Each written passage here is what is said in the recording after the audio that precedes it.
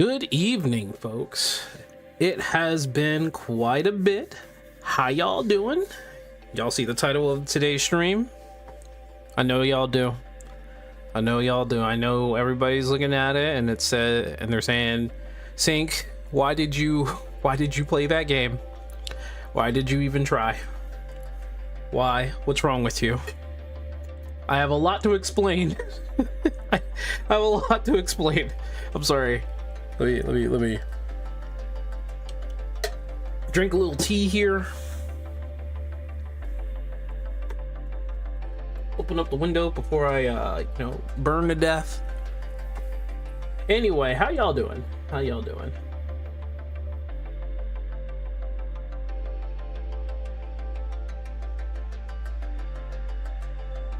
Why play bad game? What? I have a lot to explain. I really do. I have a lot to explain. So it turns out there's a lot of things, because I think this entire stream, not the entirety of the stream, because I do want to play a game or two just to relax while we turn things down. So I did not realize this until I was looking at the game itself. Turns out the studio that developed HIGHGUARD is an indie studio. What channel are we on? What channel are we on, folks? Tell me the name of the channel that we're streaming off of right now. Please indulge me. What is the name of this channel? What do I do here? What is the mission? What do you think I have to do?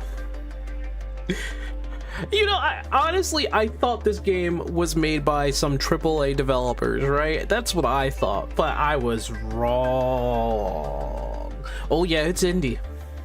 Yes, it's indie. I think two of the people that worked on HIGHGUARD also made Concord, by the way. I don't know. I haven't looked really that deep into it yet. I'll also play Rivals instead of HIGHGUARD if you want to play a free-to-play shooter.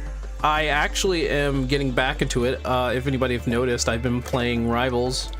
I got dragged into it by a friend, really, but it's honestly a good thing that I got back into Rivals, because I never thought Tank Pool, yes, I'm calling him Tank Pool because I played that version of Deadpool, is actually pretty fun. I might be playing a lot more Marvel Rivals if I can get it to work on stream. The problem with Marvel Rivals is that it just will not optimize for stream. So I'm thinking about seeing if I can get a bigger graphic card. I might set a goal for that, to get a higher tier graphic card. What I think I want to get is maybe like a 4090 or a 4080. I'm not gonna go into the 50s because the 50s is a little bit sketch, a little bit sus. I don't know. If one of y'all have a 50, let me know how that works. You have to do nothing. It's an indie game, Huey, and it's probably the most talked about indie game today.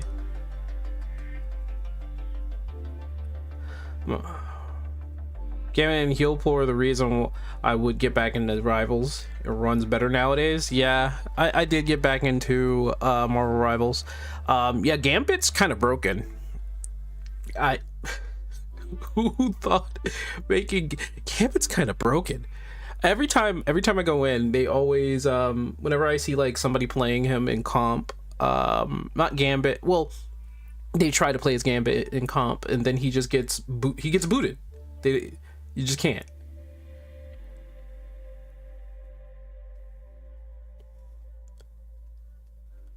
You think we'll be 50-70? I don't know about the 50s. The 50s is a bit, it's a bit off. I might just, I think I need to get the 50s anyway, but I'll see what I can afford with the 50.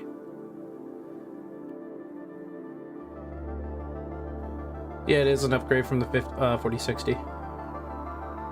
Wouldn't say getting 5070 is worth it. Stay in the 40s. Is it?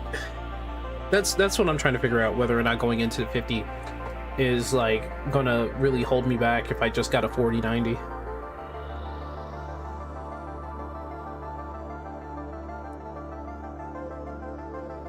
'50s use AIs for games.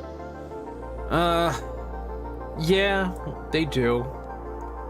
They do. I have to do more research. Anyway, only if it's DLSS, which I do not. Again, yeah, I would have to do my research on it. Okay. Let me see if I can find any. I wonder if Phantasy Star, because like Phantasy Star is one of my favorite OSTs, and I don't know whether or not it's actually on. Oh. Well, okay.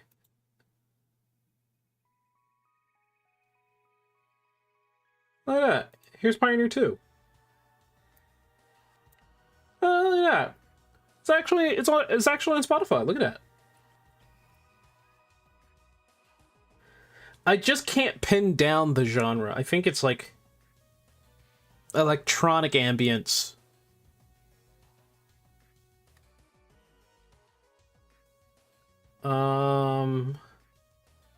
I don't know.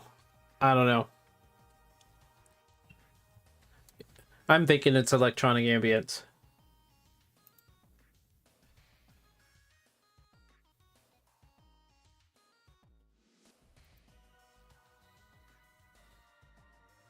AI market is losing money anyway, so once it dies, it's going to be happy. The bubble bursts. What if that bubble bursts? Well, the problem with it bursting, I mean, people are going to feel like some sort of calm seeing that the AI bubble is going to burst, but the problem with that is that the economy is so attached onto AI that once the bubble does burst, you're definitely going to see the American market suffer. So that's the problem there. All right, let's do a little bit of research here. So this is actually the HIGHGUARD, the Wildlight, I should say, the Wildlight front page. Let me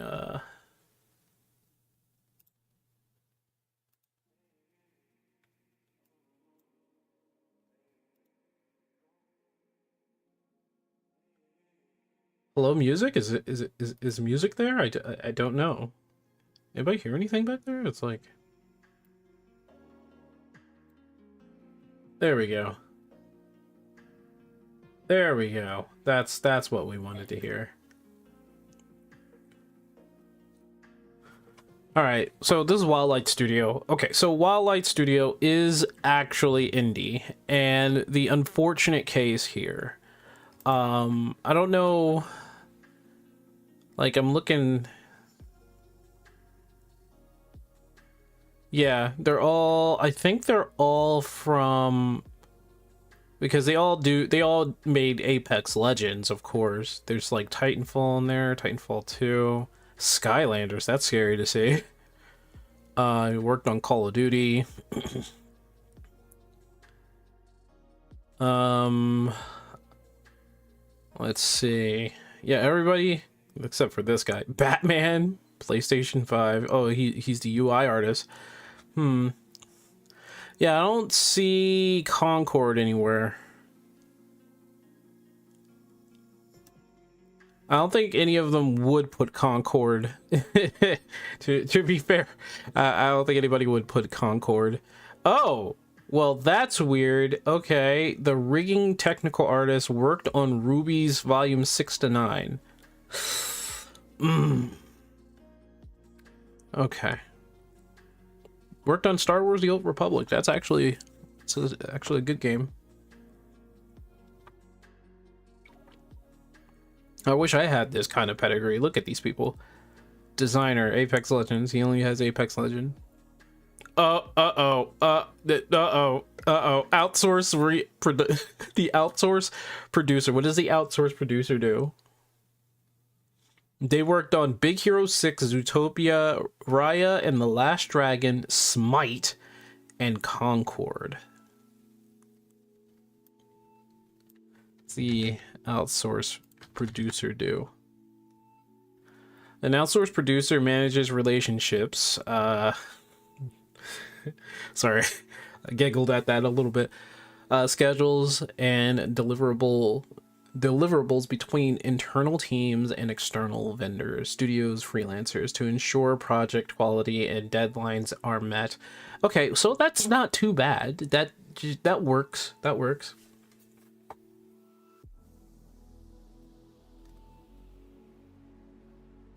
Back for Blood, where they advertised made by known devs just for the game to flop. That's not a good track record. Well, I didn't know what an outsourced producer was. That shouldn't hold her back from what she has to do. An outsourced producer, I think, doesn't. I don't know if they have any kind of say for narrative or design for said video game.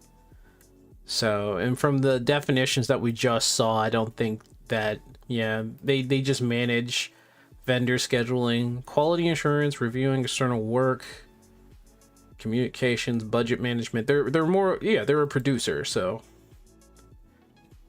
QA testing. This guy has Destiny and Madden.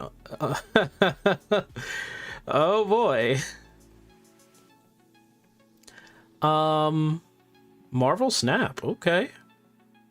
Okay, I get you. And they're data and analysis lead. Okay. Tony Hawk Pro Skater. Really? Wow. Animations there. World of Warcraft for audio design. Oh, Hero of the Storm, Overwatch. That's actually a Diablo Immortal. Well, audio designer, he actually has pretty good pedigree. I see a lot of Apex Legends. Of course, there's going to be a lot of Apex Legends, so it makes sense. There's a few that's grayed out. I don't understand why. Is it Pokemon Go project manager? Okay, that makes sense. Nintendo of America. Jeez, how'd you end up here? How'd you end up here? Honestly, you should have stayed with Nintendo. I'm sorry. You worked with Sega of America and Nintendo of America.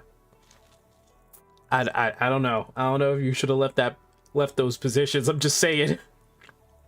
Fire them all? No. A lot of these people who worked in Apex Legends, honestly, I don't think any of these people should be fired. I think what they need to do is pick up the pieces. Game was started with 97k at max players. In less than a day, it dropped like 20k. Last time Cherry checked, it was at 17k players. We'll double check. Animal Friends, oh lord. Free Guy, Fantastic Beast, technical artist. Oh god, how do they find these people? This is pedigree. Bloodborne. Oh, technical artist and rigging, Bloodborne. Why doesn't he have a shirt? Let me stop. Oh god, I thought that was Mr. Beast for a second. I'm sorry. I'm sorry. Let me stop. I thought that was Mr. Beast for a second. He worked on Fortnite and Disney Infinity. This is just proving a couple things, though. The Last of Us, Uncharted 2, 3, and 4. Lead designer. I'm gonna be honest, Rodney Reese right here. This guy has to be the guy. He has to be the guy. He didn't work on Last of Us Part 2. He probably knew what it was. Uncharted 2, 3, and 4. Not bad. In fact, you know what? I like this Rodney Reese guy. I really do. I really do. He worked on some of my favorite games here. I'm gonna give him that. Nintendo ain't saving him with that new COO. I heard about the new COO. I heard about him. League of Legends. Character outsource management. That's a nice picture. I'm gonna say that right now. Next to a guy who's trying to hide in the shadows, which is kind of funny. Skate, PVZ.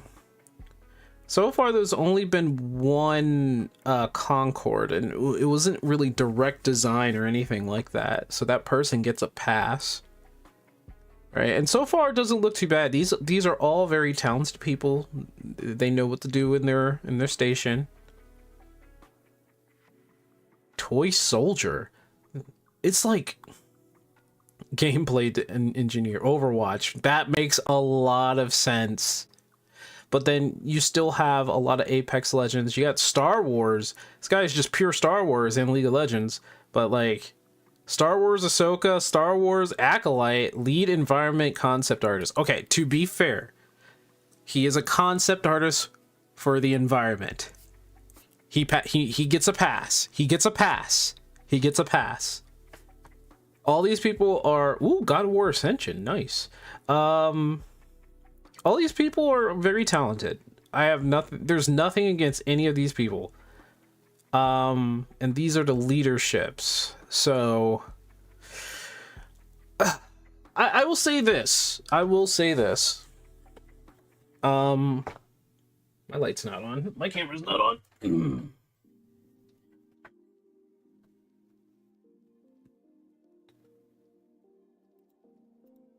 Oh, that works.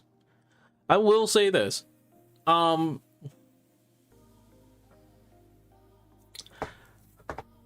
was about to say Concord. I'm sorry. The game's better than Concord, I will say for sure. But HIGHGUARD is the product of his time. It's the product of its time. I can't say for sure if everything that they did was all 100% intentional. Why she look like she wearing a... Well, I looked a little closer. She's not wearing a jail straight jacket. That's my bad. This guy has his cat in there. You know this VFX artist. He worked on a Facebook Oculus VR unannounced project. I don't... If it's an unannounced project, why would you put it in there? I don't think any other people has like oh, well, look at that. I was wrong. Right under there, the unannounced project. Okay. I don't know what the point of putting unannounced project in there in your portfolio, but hey.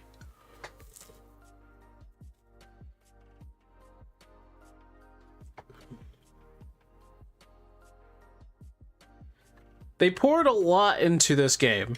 I don't know how long they worked on it, but I can understand that they're very impassioned people for something that they've worked maybe for years on. The only problem is that the game, again, the game is the most video game I've seen for a long time. It's the most video game. You literally have John Video Game as the main face, right? I'm just gonna do this. Oh, okay. It's not here. But here's what I'm gonna say here. Where is he? I'm gonna go to the Wardens. So this is Atticus, right? The lightning guy. He has kind of like an ability to shoot a spear, and the residual lightning can hurt people from off the side and stuff like that. He is the most video game main protagonist I've ever seen. He's basically John Video Game. And I'm gonna say this right now. All the Wardens kind of have like a very plain generic personality. All of them, like, they're generic in they're in their own personality genre. He's the growly berserker gruff guy. He's the captain, main character, straight-laced guy. She's the mysterious lady who knows more than what lets on. Slade, which, by the way, I don't know if they're going to get slapped by DC for this, because there is a Slade in the DC universe. But no, I guess that it's a name, so they can get... Never mind, forget what I said. But Slade is basically Ken from Street Fighter. So, like, Well, Condor, very straight up. She's a powerful woman. Scarlet, she doesn't act like anything but an assassination woman. Yuna is a spiritualist and Kai is a monk. So all of them have very generic personalities, which is the reason why it doesn't really work for a lot of people. You have the most generic personalities and some of the most generic looking characters. And for sure, yeah, you gave them a bit of a design, but here's the issue. Let's go to Redmayne for a second. Now, big guy, big bulgy guy, you know he's supposed to be like rough. He's supposed to be some sort of berserker, but like he doesn't really have anything more that boasts that bestial tendency that he's supposed to have. Mara, yeah, she's supposed to be the mystery lady with a whole bunch of secrets. I mean, she could have so much more, right? It's like you look at these characters and, well, Slade actually kind of pulls it off a bit because he's actually wearing like bright red and stuff like that. Honestly, I played a lot. Well, I had to play Atticus. I played Slade. I played Yuna because Yuna actually looks like a very like kind of like a character that has some sort of uniqueness to him. And then Kai. And Kai is not the best character to play until he does his ult, which takes a long time to build up. And then he turns into a giant Yeti. And if you try to, and it's true if you hear this from anybody else, once you plant the bomb in a place and you just use his ult, you win. Because nobody can really go through him. He has like 1,000 health when he turns into a Yeti. Frost giant, sorry. And I'm gonna be perfectly honest, when you have characters that don't really put themselves out there as like someone memorable, none of them really do, then you already have a problem. I mean, I felt the same way for a lot of like Apex Legends, but Apex Legends do have characters that do work. Right, that they do have Apex Legend characters that do work. I think the problem that we have here is that this game is like a cavalcade of a whole bunch of genres of FPS just put together. Like, it really does. Like, look at this, look at the weapons. The weapons don't really look too special. They look like everyday weapons that you see in every other video game. So it's like, it doesn't really give you that pizzazz. The maps are huge with a 3v3 aspect of them. Like, the maps are huge. Honestly, they're really huge. The way they want it to be is like a castle siege kind of thing. But because the maps are so freaking huge, you have firefights from a distance a lot of the time, which, yeah, that's all right. That's fine. I think the problem with that, though, is you have 3v3. Some people are fine with 3v3 because it's like, oh yeah, you can make a comeback 1 versus 3, which I don't really think. No, not really. If you want to make this more exciting, I will agree with a lot of people saying that they want 5v5. I think it would have been better if it was 5v5, to be honest. They're making, like, okay, I'm just gonna ask y'all, what does the game look like? Because I know probably nobody here played the game, right? What does the game look like? It's like, name its genres. What do you think the game is? Name all of them. Just name all the ones that you think it is, and I will try to confirm it. Characters are beyond boring, pretty much. The characters don't have they don't have personalities that really pop out and are interesting. Like, they never emphasized on one character. They never had like a trailer or anything that says, hi, this is Atticus and this is my story. They never did that. It was, here you go, here's some characters, play them. To be mad someone said they don't like your game is kind of childish. Not everyone's gonna like something you make. Well, that's true, and then they have to get over that. Make it 100,000 versus 100,000. That's technically impossible, but okay. It doesn't have a specific genre. It's a Frankenstein of like 10 different ones, and for me, it's not a good mixed one either. Well, just give me what you think it is, because there are a lot of genres. You're right. There are a lot of genres put together, which is the reason why the game isn't doing so good. Kind of reminds Cherry of you have League at home to do. You try to storm the base of your enemies. Overall, even if it was a 5v5, I still wouldn't play it because the game looks boring as hell. The big one is a hero shooter, obviously. So, yes, there is it is a hero shooter aspect. So, yes, and it has MOBA in it. So it's like a hero shooter. It's like, okay, so they're trying to mix, I'm pretty sure of this. They're trying to mix the hero shooter genre like Overwatch. They're trying to mix a little bit of what they had with Apex Legends, and that's like the wider area, the wider world, an area that Apex Legends has. So it's kind of has that feel of, you know, battle royale, but it's just a very tiny bit, like a very tiny bit. And I would say it's mostly on the area around it, right? You have the MOBA setting. Obviously, you have the MOBA setting. There is that MOBA feel in it. You also have, again, kind of like the military shooter, obviously. Then you have this is where I have to say they have a little bit of Apex Legends in it, because they're using some of like the chest that spawns the gear. Yeah, that's pretty much Apex Legends. They have a little bit of Rainbow Six Siege because you're sieging a base, knocking down walls and breakable objects to get to your destination. You're planting a bomb, kind of like in Valorant, and you're guarding that bomb. So, and I should just say not Valorant, but, you know, CS:GO. There's like a whole bunch of mix of things in here that they just smush together to say, hey, this is the next line of shooter. But what they actually did was take from so many other things, so many other games, and they put it together. That's not making the next shooter, in my opinion.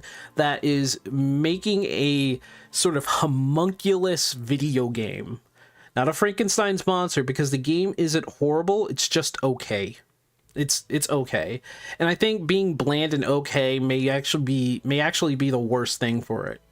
Like, it's not bad, haha, funny, where people are laughing at it like Concord. And I mean, I'm not saying that HIGHGUARD is terrible. I'm just gonna say it's okay. It's more boring than anything. Does that make sense? Like, the game works. The gameplay works, and it has online issues. It's not optimized. They'll fix that. They'll fix that. Like, you know very well that the game looks like the everyday modern shooter. Like, look at this. It's like assemble your crew. You're running around like in Paladins, getting equipment to upgrade your stuff, doing the MOBA thing just as well. So you're finding a whole bunch of chests out there. You're also getting currency by mining for some reason. You're mining resources so that you can buy stuff. You get the sword. The sword is basically the shield breaker.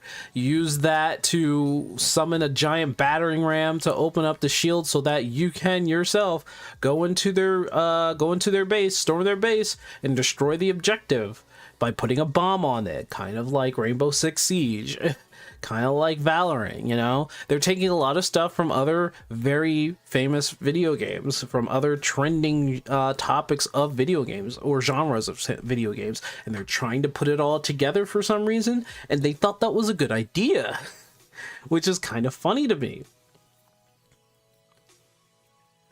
Well, never trust Vanguard. You'll never trust Vanguard. Cherry will just play League again if Cherry wants a MOBA. I mean, this is not exactly a MOBA, to say, but it has some MOBA elements in here. They are trying to twist it into a new type of shooter while it's really not. It really isn't. It's all the shooters that we've been playing for like over a decade just smushed together with other things. Problem is that this type of game has been done to death and will fall into the same hole as Battle Royale games, especially when they tried to hype this up the way they did. Here's the thing, Yui, they didn't try to hype it up the way that you think they did. Jeff Keighley tried to hype it up, and I think Jeff kind of screwed them. Honestly, I think Jeff kind of screwed them. I think what they should have done was put it out on beta first. Put it out on beta first, and then get feedback so that they can fix it along the way. And it may have taken it longer, but I think they should have done that. No one will ever accept this as a completely new shooter type because it's not. It's not a completely. It's a whole bunch of shooters put together. Like, fall in the same hole as a battle royale games. I don't know if it'll fall in the same hole. I think it's just gonna make its own hole next to battle royale, and it's gonna fall in that. Don't think they have a large enough amount of characters to choose from for this kind of game. There's 8 characters. There's 8 characters. 8 characters isn't a large pool. It really isn't. But then again, like, I don't know how Apex Legends started. They might have started with similar. Let me check. How many characters were there when Apex Legends? How many characters are in Apex Legends? How many characters were there when Apex Legends released? 8. Oh my goodness. 8. They did the same thing with Apex Legends. 8. There were 8 characters when Apex Legends came out. That's interesting. He absolutely threw them under the bus. I don't think he threw them under the bus. I think Jeff Keighley, he really, really, really believed in this game. I think he honestly believed in this game. HIGHGUARD wasn't put in that one slot. The Game Awards would put them. I don't think it would have been Concord 2. Jeff Keighley really believed in this game, and he's expecting an apology after the game released. We're still not apologizing. Anything in the game would have flown under the radar for most bad actors. I think people would have thought that this game would be an interesting play. It probably wouldn't have made it to 100K concurrent players or near there, but I think people would at least say, that looks interesting. The reason why it's getting so much slack is because Jeff Keighley was just like, oh, you know what? This game is going to be awesome, and I know you guys will love it too. And the problem is that Jeff Keighley is also a product of modern video games of today. He is a product. He is definitely a product. This game is a product of modern video game development of today. Jeff Keighley is a product of modern video game gamers of today. So, like, Jeff Keighley is the quintessential modern gamer. If this is his taste, if you think about it, if this is the taste that he has for video gaming, he is the quintessential modern gamer.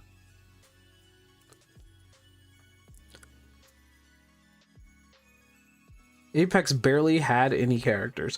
Yeah, so it was 8. Because it was a BR.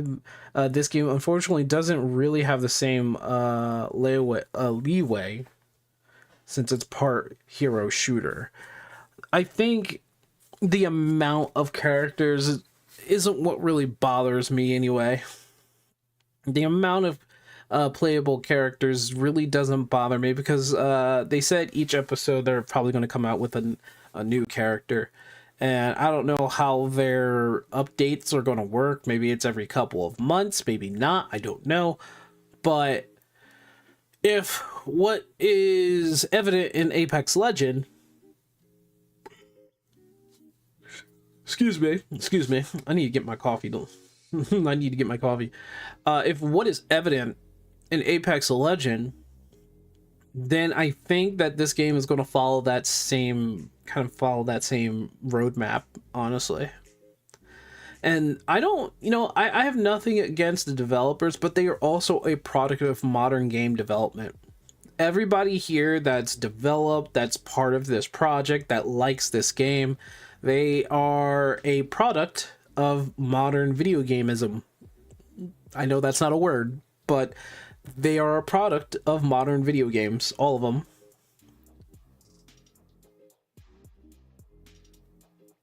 Well, if they stick with their roadmap, like, here's what I think they should do. Obviously, the game is out. They put it out in confidence. They thought a ton of people would play it. Some people did play it, technically. But are people staying? Not really.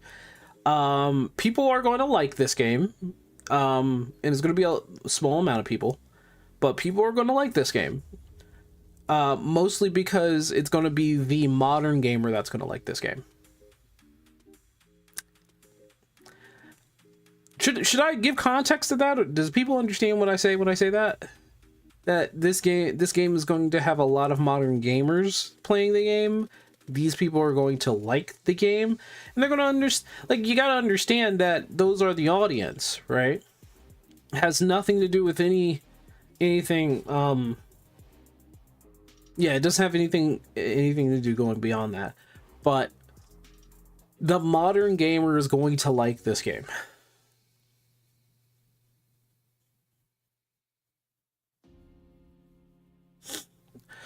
Well, the modern gamer is competitive.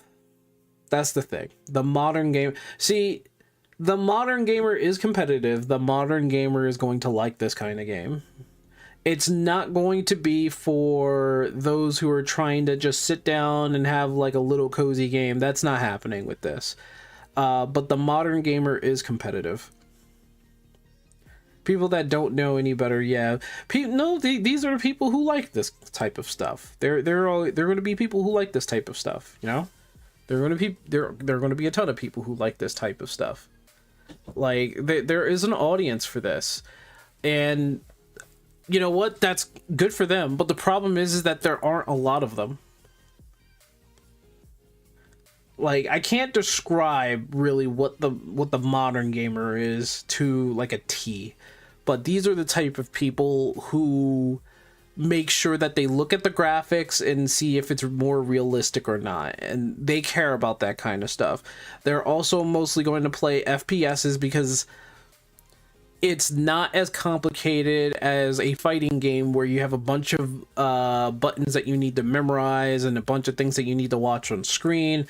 They're not going to be the type of person who plays old retro games like myself or older games like myself, because they're going to be on the younger side, or if they are older, they're people who got into gaming later in their lives, right? So that's what this game is for, and that really is the permeated space when it comes to the modern gamer.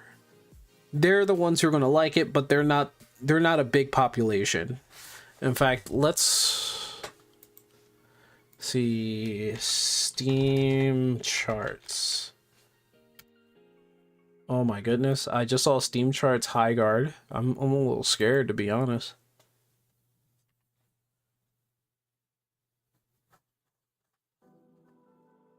It's more than just competitive.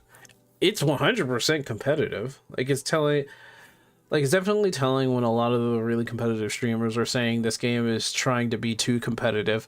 Well, that's the thing. The modern gamer only plays really competitive games.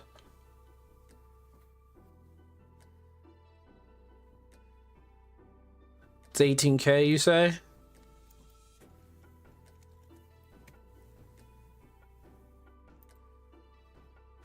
Internal server? What?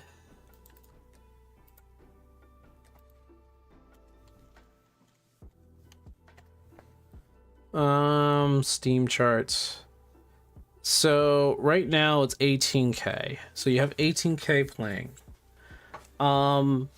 That's not bad technically, but it's not gonna go over really. In the past 24 hours, there was 37K. but 18K isn't horrible. SteamDB works better. Well, I'm on SteamDB. It's not bad, but mostly negative reviews does not help them. The reviews is not really going to mean anything because what they're going to look for are the numbers. If this company is smart, they're going to disallow any of the developers, any of the leaders from actually saying anything on social media. They're just going to promote it. Well, they should just promote it. They should just focus on keeping it developed. They should focus on doing updates. They should focus on seeing what they can do to change. They shouldn't be trying to defend the game. They should be trying to make the game better.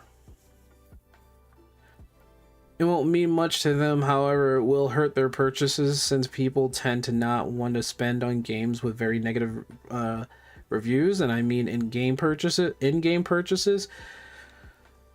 That doesn't matter.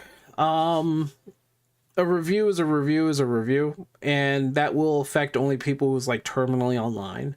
Now, the modern gamer, I don't know if they're all terminally online. It could be the case.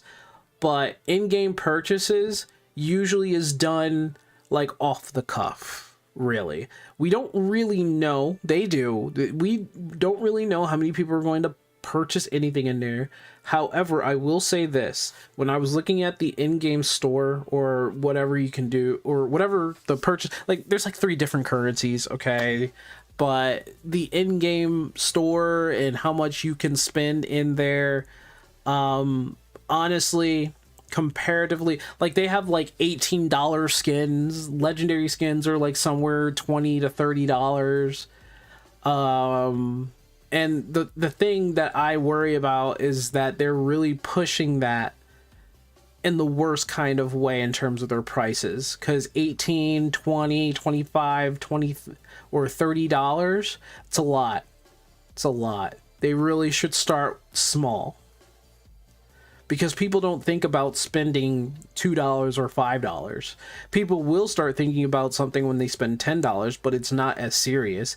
People will definitely start thinking about if they're spending $15, $20.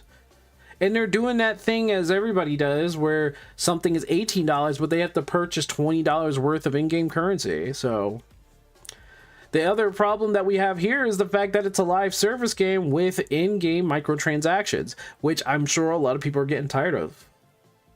People are not happy with Rivals pricing for skins and stuff, yet people will still play the ever-living shit out of Marvel Rivals and will also purchase shit in the Marvel Rivals. Marvel Rivals isn't looking bad whatsoever due to the fact that the Kingsman thing happened.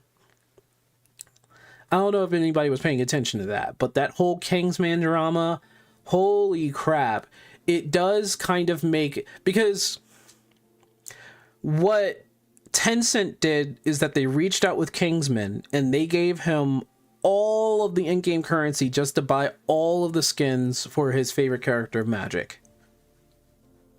Saying HIGHGUARD having the reputation of making Rivals look generous in comparison is bad, it's not going to mean anything. That's a moot point. That's not going to mean anything. Because, like, the whole microtransaction thing and the free-to-play thing, like, nobody's really talking about the pricing right now. They're only talking about how the game feels. If the wall here, it means a lot to people, well, nobody's really talking about the purchases too much. They're really just talking about the game. So if every single review, whenever they get to the whole microtransaction thing, they just explain it. They don't really make too toughs about it. They're talking about how boring the game is rather than, oh yeah, the microtransactions. It's there. It's a live service game. It's there.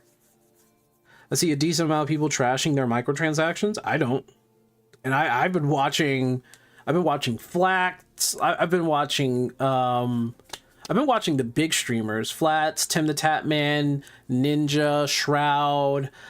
Been watching a whole bunch of Marvel Rivals people. Like I said, Flats, Necros, Any streamer really, and whenever they get to the microtransaction store, they just make fun of it and move on. Talking about the streamers I've watched are trashing it. Yeah, they just make fun of it and move on. They're not really like sticking to it. They look at it and they look at the quality of the bear skin and they're like, the heck is this, and move on. Asmongold played it as well. He got to the microtransactions and he was just like, it's garbage, and moves on. Like the mostly what the streams spend most of their time talking about is just how boring the game is.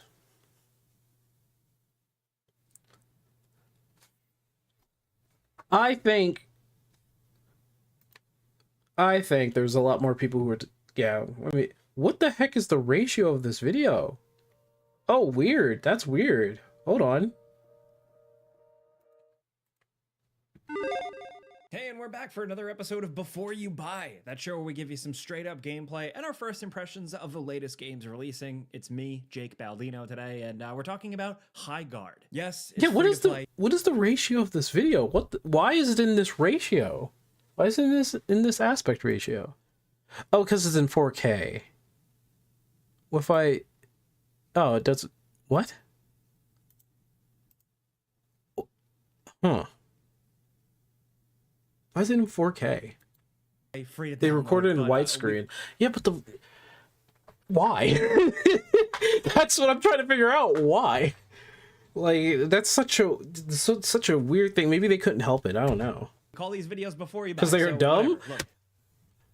I'm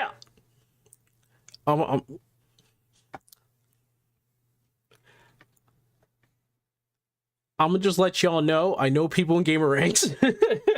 So my judgment for them is that the people there are good. What the hell? I'm not even gonna pay attention. Nope, ignore it. Ignore it. Ignore it. People out there, I downloaded That's more like ultra wide, yeah. Yesterday when it went live and just jumped right in. So here are some first impressions after playing the game pretty intensely. That's a half jab. More of them are like more like a slip up. No, they've been. I don't know if they've been constantly doing this. I'm gonna double check because this has to be like, if it's a slip up, it's a slip up.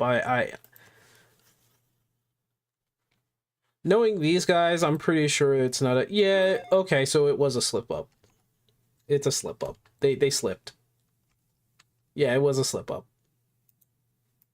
Video is, to me personally... I don't know who recorded this. The absolute disaster some people were rooting for it to be. It has its moments, but that's...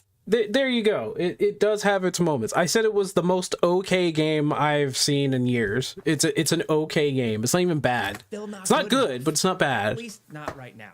Especially with all the other games out there begging for your time. The bumper sticker, the back of the box quote for me, HIGHGUARD is an interesting game mode wrapped in a bland, uninspired package. Now, for the uninitiated, HIGHGUARD is a 3v3 kind of hero-based raid shooter. Ooh. He almost got himself killed. Characters with distinct different abilities, and you race through the map to get an item to break into the enemy's base. A jab at the slight mistakes. Item, kind of like capturing a flag. Yeah, I like gamer ranks. Not because I know people there, but I like gamer ranks for the fact that they usually have an unbiased, like most of the time, they have an unbiased review, and they will let you know if they are paid to talk about a game. For a reason, it's the most interesting. But for the most part, even when they're paid, it's like that's very Apex Legends right there. That door right there is just Apex Legends. And it kept me coming back longer than I expected.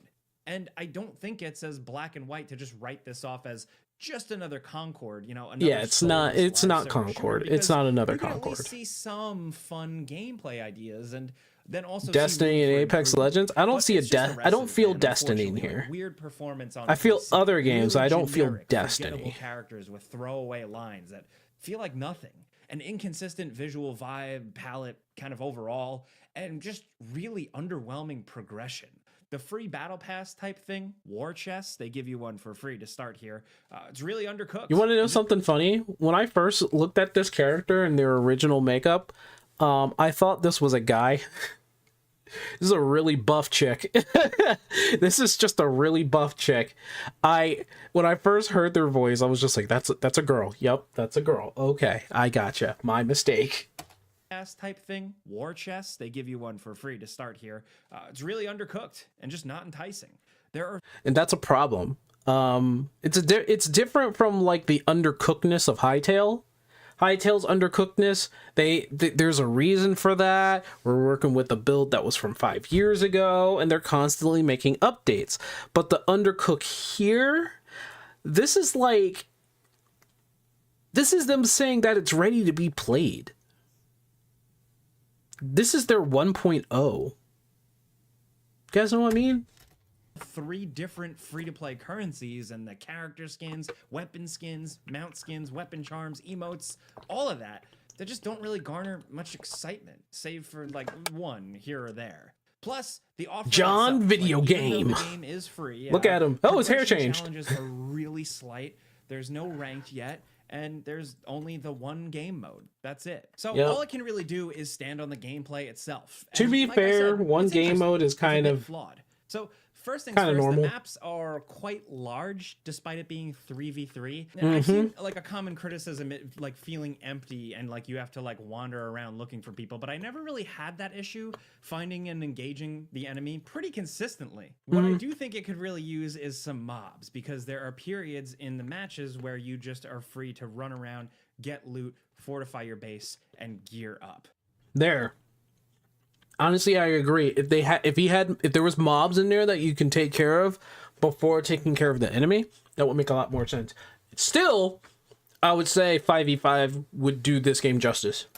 Those moments are pretty brief. It feels like a race against time, which is a good idea, but I also just wish there was a little bit of something else going on out there in the environment. Still, getting around it and scoring that loot really quickly, and even engaging and seeing the enemy team pretty consistently is because of the movement. There's lots of zip lines, a generous slide, the ability to teleport back to the base. The game at map certain is points big, during but a it's round, and the not ability like to the biggest thing in the magically world. summon a mount at any It's time you huge, want. though. I like the mount as a core concept. I think it's pretty cool. And it's actually Nothing against surprisingly it. fun to like blast off through the map to try to intercept someone coming towards your base, or grabbing what is essentially the flag and galloping and jumping at top speed while others are shooting at you with your boys rolling up behind you, trying to cover your talking about the escape. shield You know, breaker. the thrill of the chase, when you and your buddies are riding on horses or panthers or bears, just barreling down the map while shooting other guys.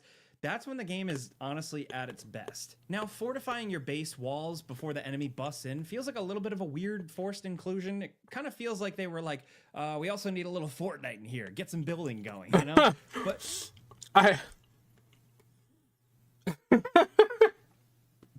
Okay.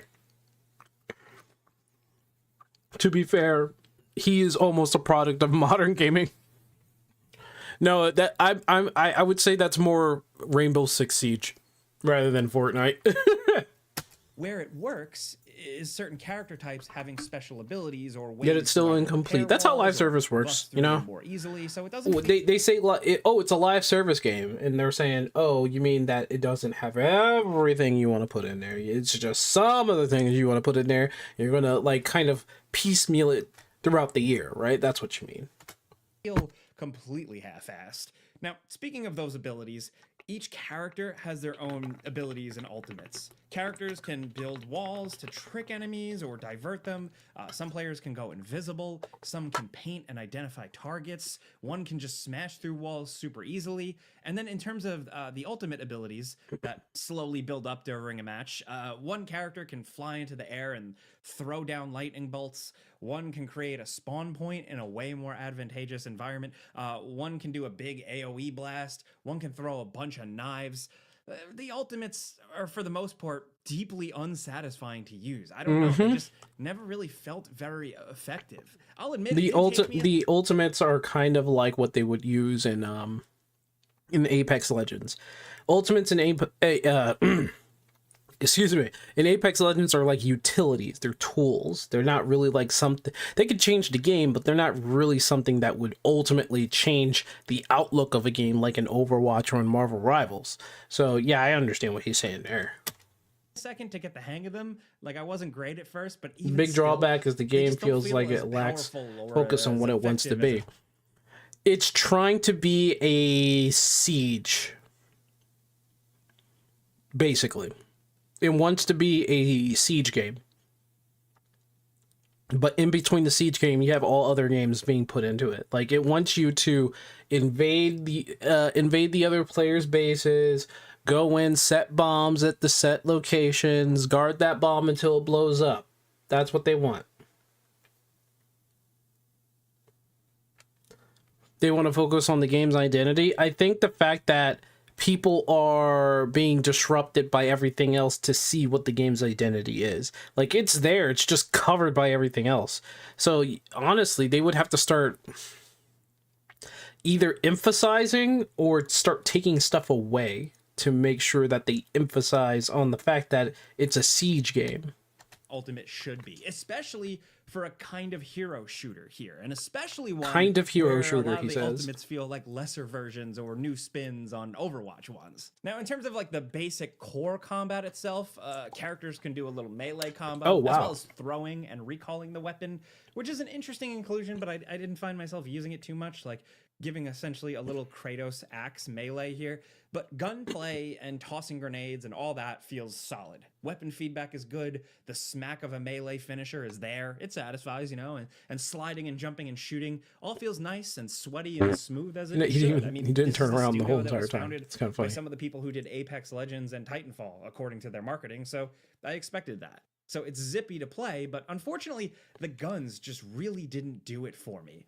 There's 2 guns you can carry, and holding the weapon swap button will bring out your special weapon with special ammo. But AK-47s, submachine guns, sniper rifles, shotguns, revolvers, all felt, you know, not really remarkable. None of them really had any zest to them, any really excitement to them. And for half of the match, most of them feel like crap. Once you find higher ranked loot as the round progresses, you do feel more power behind these weapons. You do feel more effective, and it's not as frustrating. But the weapons themselves, again, there's not a single one that I really find very memorable. And that kind of comes back around to the whole thing, like the characters too. Yeah, reviving somebody is kind of funny. You pull them out of the ball. The invisible lady. It's kind of hard to pin them down because they all feel like weird amalgamations of characters that we've seen in a million games before. Right. But what I do remember is the challenge. Sometimes it's very, very hard to get a win. You got to really work for it. And I was surprised how long a match could really go with a good back and forth. The first day I played, I did absolutely takes awful. A while. The second day, some games could take a while. Overall, got some wins, and I think it really comes down to who you're playing with.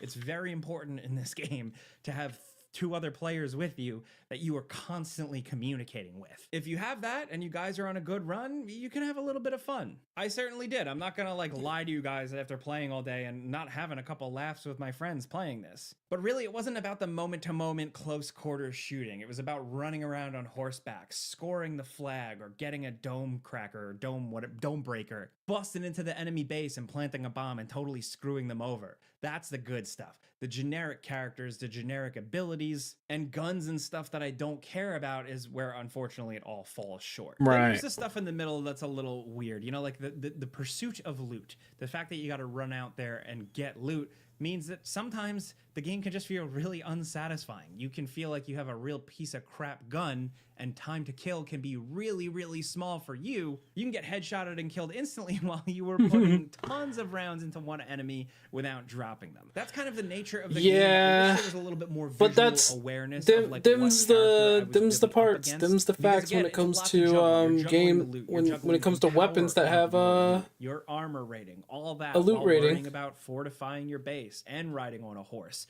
and also gathering these crystals to then spend at the shop to buy better having weapons. rarity. And I don't think it's that weird. I think that's kind of for the norm, especially when it's a game like this. I think there is still an aspect of the quick chase for loot that can be. You gotta remember where it comes from. Apex Legends had loot rarity. Get in the way of that because it just feels really lame. It feels like in Fortnite, like you're just smacking something with a pickaxe or running around in some survival game, punching a tree. We should probably remove rarity from weapons and just make it so you can work on getting attachments on it instead. Kind of like weird inconsistencies, and it feels like some things were kind of just thrown in the game So In loot some rarity instances, weird also things has thrown like in an the game upgrade work, system like to it. riding a cool magic horse. You saw how Other many things weapons like there are, right? this, or So if having, you like, the get like a throwable gold axe version thing that of the just doesn't weapon that feel you have, it effective, kind of just that's upgrades on where that. you question it a little bit more. Then of course there's also all the free-to-play stuff, which if you don't like free-to-play games, you're already gonna hate all of this. There's 3 different currencies. There's vigil tokens, which you earn by playing and doing matches. And He said if you hate free-to-play games, you're not gonna like this. Stuff.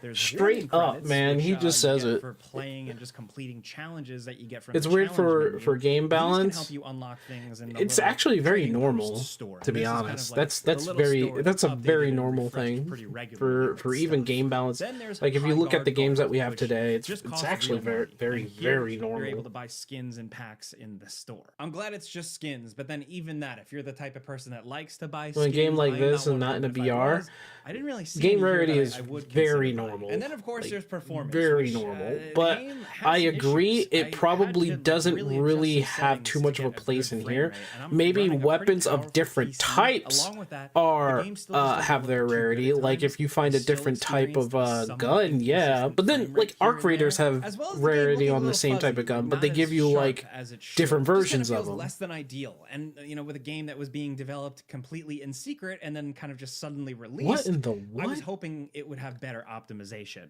and it didn't feel kind of like rushed or kicked out the door. Now again, I was able to have it completely playable, just with some frame drops here and there. But Is it an extraction if you look at shooter? other people, some other Yeah. people are having more issues. Look so at the- do say I mean, before look you at the play gameplay this, here. Definitely look into it. Do your research. Check Wide your open specs. But area, ultimately, that's different where we're at ranks with kind of HIGHGUARD. armor Not or this different rank absolute armor, so complete you can have crash different and burn rarity disaster armor. like anything If you have like that, different but rarity weapons, something that's then just it kind of frankly goes along with it. underwhelming. So From the it's offering very on normal. hand to the PC performance, Whether or not it makes to just sense the really vibe, doesn't the matter. characters, the world, the weapon types, all that stuff kind of feeling completely forgettable. But scoring the flag on your Feels horse, out of place. blasting through the honestly, environment with your I think buddies, I think this is scoring a really slam just dunk, freaking normal. that's where the game Doesn't have even its feel out of moments. There place. It is feels like fun it's to just it. It's like just for everyday you, like, Tuesday. are you willing to put up with Like, all hey, the other does this game caveats and all have the other things rarity that and they threw in armor? the Yeah. game Does that it have kind of feels rarity a and little weapons? designed Yeah. by committee here and there? Are you going to want to deal with that, or are you going to want to jump to a multiplayer game that maybe has a lot more going on? Like I said, it's a competitive, crowded market, and I still have some belief in HIGHGUARD's main 3v3 raid mode with these cool mounts. And if the game does maintain a player base and the game continues to be supported, I am very curious to see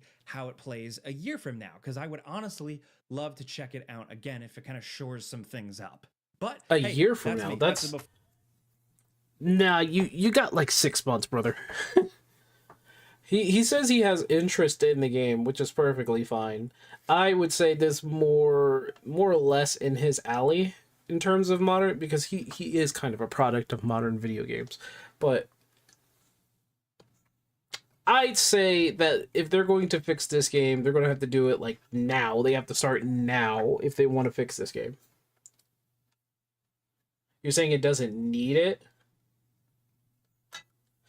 When you have an upgrade system for your armor, it would make sense to have an upgrade system for your weapon. Because if your armor starts out defending certain weapons, then you're in some instances you won't die in certain parts. So it's very normal to have an upgrade system for armor and also have upgrade system for the weapons.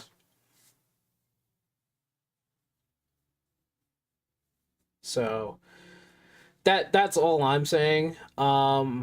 If you take away the upgrade system from weapons, you got to take the upgrade system from armor.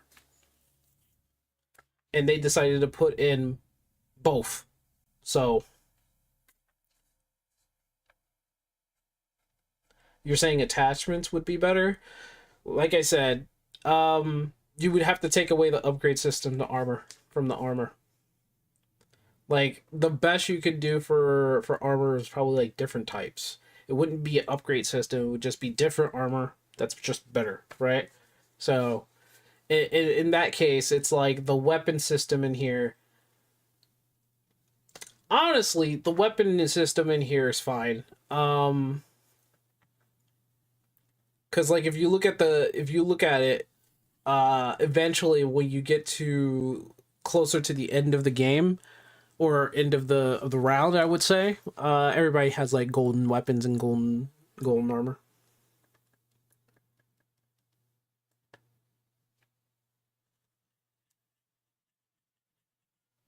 Weapon imbalance? That's kind of a universal thing. It doesn't matter what game, and it doesn't matter whether or not it has an upgrade system. Weapons will always have some sort of balance issue. So there's always a problem there. It's already the case with rarity. Like there when it comes down to weapon imbalance, even in stuff like Rainbow Six Siege, which doesn't have an upgrade system, if I recall, they have weapon issues or weapon balance issues, and that has no weapon upgradable system or something like that. You just choose the weapon. And I think the same thing is in Valorant. They have very rarity. They will always be weapons that are just more efficient regardless of rarity. Well, that's the name of the... That's kind of like the fight for designers and developers, whether or not they're making a weapon that feels good and isn't too broken. Siege has attachments. Yeah, Siege has attachments. Then that kind of like pushes a point there, though, right? So the balance is within the weapons. They have attachments, but they have to make sure that the weapons aren't broken as well, even with the attachments. So it's still a dance there. COD and Battlefield are notorious with attachments that cause imbalances. It's still a dance of design. Balance in games that have different weapons in general is going to be a fight. That's a dance.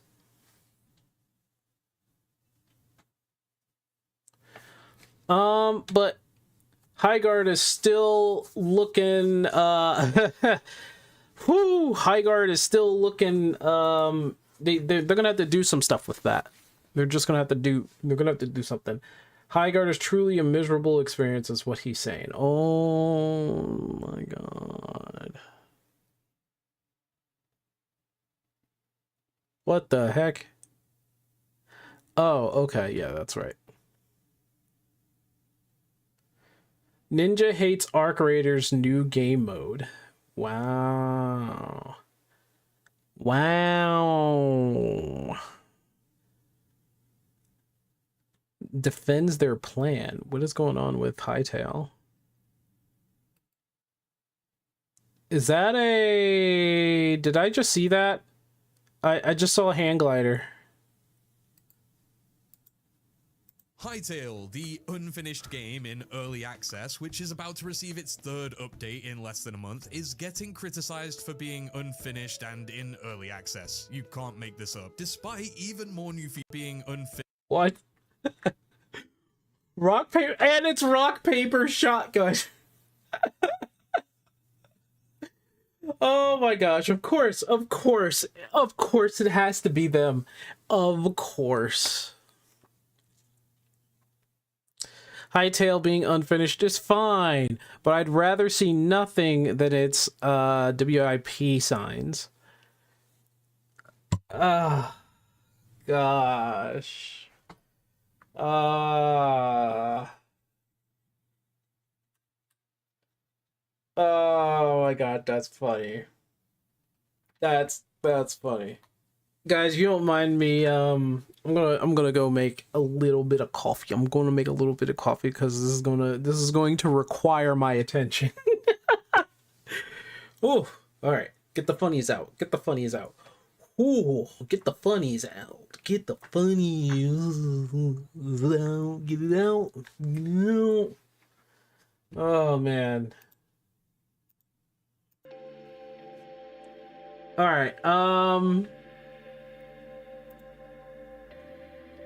All right, I'll be right back. Give me a few minutes.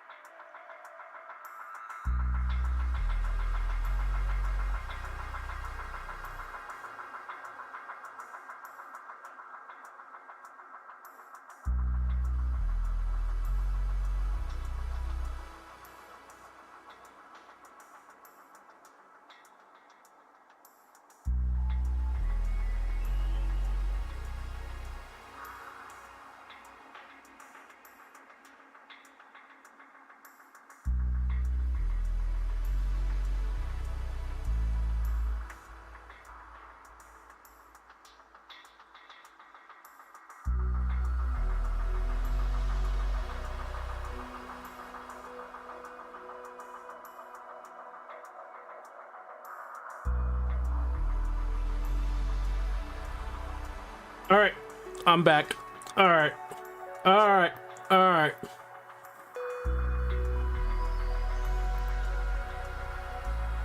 Let's do this.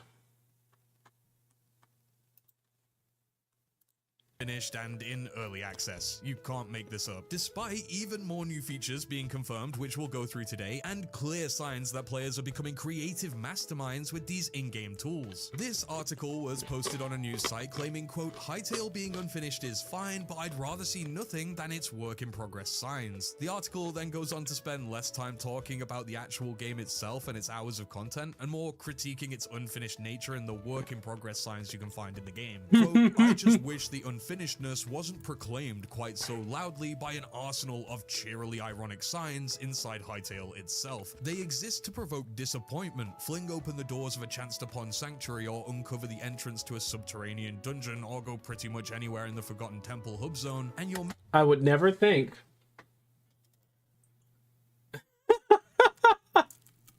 It's funny.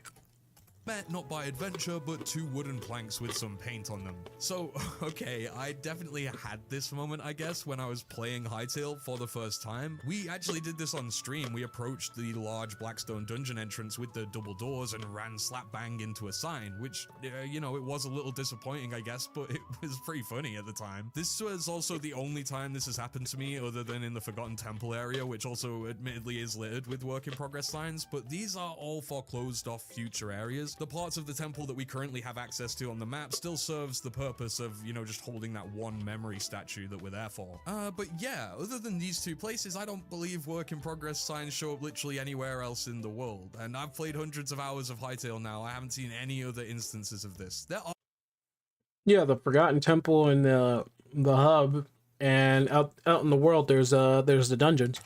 some very rare generations and spawns, so maybe I have missed some and this guy got really unlucky, but what irks me more, I think, is the way he makes this sound. Like, he even admits he's not even played the game that much. Quote, Really? I'm only a few hours in and I'm already tired of the build-up and deflation routine of finding a tasty-looking structure that ends up being closed for construction. Such is the letdown imposed by that mouthless work-in-progress imp that my reservoir of goodwill towards Hytale would surely have been drained less by that structure never having been there to start with. Look, I don't know if this guy just keeps walking into the same dungeon or if there's like 3 around his spawn or something, but yeah, even Simon mentions in his response to that the signs show up in like 1% of structures. Quote, I'm not sure how to feel about it. Some people enjoy it, some don't. My personal opinion is that we should probably keep it only for funner moments and avoid letdowns as much as possible. However, we just ran out of time to think this through, in all honesty. I think it's important for us to clearly show that the game is in true early access, but I understand that constant reminders in the form of signs do break immersion, and I agree sometimes it leads to some disappointments, but to be fair, there are not that many in the world, only a few entrances and the Forgotten Temple. In total, I would say it's less than 1% of the prefabs that have this sign. One thing I noticed while watching people play is that the Klops merchant in the Forgotten Temple should probably not sell signs and confuse players in their first ever NPC interaction. I'm in agreement with Simon here. I don't think the signs should be overused, but I do think they are good for a one-time moment that players can experience on rare occasions in order to kind of help inform them that more content is coming if they weren't overly aware of that fact. In my opinion, it does feel like a nice middle ground between teaser and unfinished. Hytale also works hard to tie its development into the story itself, so there's something nice and canon about there being a work in progress sign there rather than nothing at all. And maybe that sense of immersion isn't something that's overly clear right now. Maybe people are struggling with that aspect because the story isn't fully integrated into the game. Oh, that's a very I'd love nice to know view. what you guys think in the comments about this specifically, and feel free to subscribe while you're there. In regards to block placement in-game, like being able to place chests on half slabs or shelves, for example, Simon said building still has a number of quirks that need to be fixed. We just need to build a proper to-do list to address them all. As we're slowly getting out of the chaos of launch, we will address most of these little issues. Honestly, I find it funny that they're updating building at all already when I'm still getting a grasp of the current systems. I will get there one day, I'm sure. Lead dev Slikey confirmed confirmed that the friend list feature will be coming soon. He didn't give an exact date, but he did say that it would be less than 3 months. One user pointed out that in the recent update, when you mark a location on the map, the compass doesn't actually point to the friend correct list spot. Many of you may have noticed this, I myself have when playing. Simon replied, "We've got a hotfix coming with a bunch of fixes." And the hotfix is exactly what dropped today. You may actually notice your Hytale client needs updating. To be clear, a hotfix is used to quickly tweak urgent stuff on the main release versus bigger updates which go onto pre-release first before rolling out to the main game. Going by the team's update pattern so far, it's highly likely we're going to get update 3 either tonight or tomorrow, especially considering they said it would be this week. We'll also have patch notes to go over, but with today's hotfix, here's the quick rundown. They fixed the compass not pointing to the correct location, as just mentioned. That was a block problem placing for me. in creative mode. Improved teleporter logic to prevent infinitely teleporting back and forth in your portals. that was also a problem for me.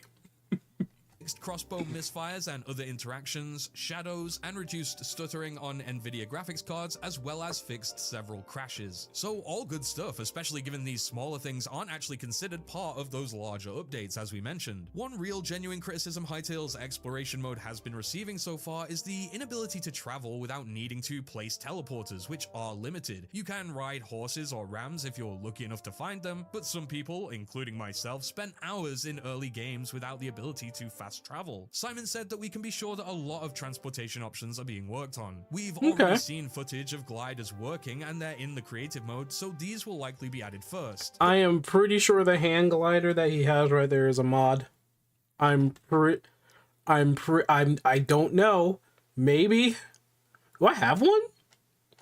But we've also got a helipack that you can equip and fly with in the game. It's not functional, but it is there. We've seen hot air balloons, and even things for caving like grappling hooks and climbing ropes have been mentioned. The team knows how important traversing this world is, and given how massive and varying the terrain for World Gen Oh my V2 gosh, is the gonna Hulk be, jump. Look at this. It will be essential Oh. to give the players transportation and the ability to reorientate themselves within their Might be world. just creative, Speaking it of might be. World Gen V2, user Mayos posted this work in progress underworld biome, an astonishing shot with custom lighting using the crystals, as you can see, and all the Nice. roots coming down from the sides. I wish Simon I said, was "Amazing clever." work by Mayos, who just started modding Hytale and made this World Gen biome in an afternoon. I was not kidding when I said Hytale World Gen V2 would change the genre. As we improve the tools and documentation, mod making efficiency will be going through the roof. We also want to lower the entry bar as much as possible. In the future, we'll introduce visual scripting so that non-programmers will also be able to create complex mods as well. Really? User Berserk posted this incredibly detailed image of a swamp trade post. This is Honestly, really I should get to going all out again with boot.dev empty and placement start learning the to ability code spawn seriously. mobs and pose them in the game. You can see the bazaar here in all of its glory with the circular roofs. I'm just imagining the time it took to accurately get all those placed. And that's not Right? even mentioning all the mobs like the Quebecs. This one riding a Mossylon up front is especially An good. in-game Simon mob even browser? said it should become a feature in the game. Good news. I wonder for how my it's gonna Quebec be. Gordon and his pet Mossylon then. You've got the salamander there on a lily pad and ducklings of different sizes. The works. Again, I keep saying this, but imagine playing immersive servers or adventure maps with this quality of environment, living and breathing. Simon also commended this post, and one user replied, "Hytale already allows free building in creative mode, but blocks in survival mode are still locked to the grid. Is there any chance we could get blocks that can be freely rotated or positioned in survival as well?" Simon responded, "That's our long-term plan, to give more freedom to building in exploration and adventure mode as well. But we have to be careful about it. Design-wise and tech-wise, there are quite a few challenges to get this feature done the right way. I want to be able to place potions, food on tables, a shield on the wall of my home, and more. We could hack something together quickly, but that would create some tech debt, and we have enough of that as it is. So it's good news to know that that isn't off the table. It's just something that they'll have to figure out over time." If any of today's news has appetized you What to is this pick up Hulk Hytale, jump then going make sure to on, use bro? code Quebec in the store to help me make content on this channel. Watch the video on screen for more Hytale. Thanks as always for watching. Stay safe and keep free.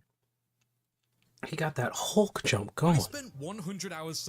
That was fast. I didn't even click anything. That was crazy, man. I finally played Hytale. He was happy. He was so happy. That rock paper shotgun thing. Did he put it in here? Nope. That was crazy though. That's a little crazy.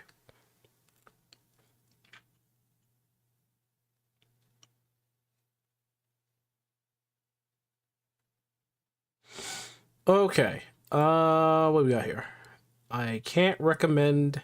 HIGHGUARD launched and it went pretty much like most people expected. Oh yeah, the debut title by Wildlight Entertainment, bunch of former Apex and Titanfall devs, as well as people from even Riot. The infamous One More Thing from this last year's Game Awards came out to first an overwhelmingly negative launch, and now it's improved to a mostly negative. It's also currently not making a lot of money despite the amount of people that logged on at launch, and it lost a lot of those players pretty quickly. How bad are its earnings at the moment?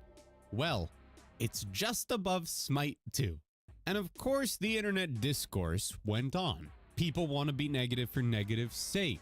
Actually, the game is good, but you're bad at it. That's why you don't like it. And I honestly don't care very much about that discourse because, as I've said on the channel, I go in looking to give every game a fair shake. And I would have liked nothing more than for HIGHGUARD to be something new, innovative, Earlier I mentioned fresh, I'm not surprised by Muddy's title, though I don't mean it in a bad thing. He just likes to be a bit hyperbolic with his titles. Miserably bad. I played HIGHGUARD for about 4 hours, and during those 4 hours, all I don't know. wanted He to seems do to be saying was it. Stop.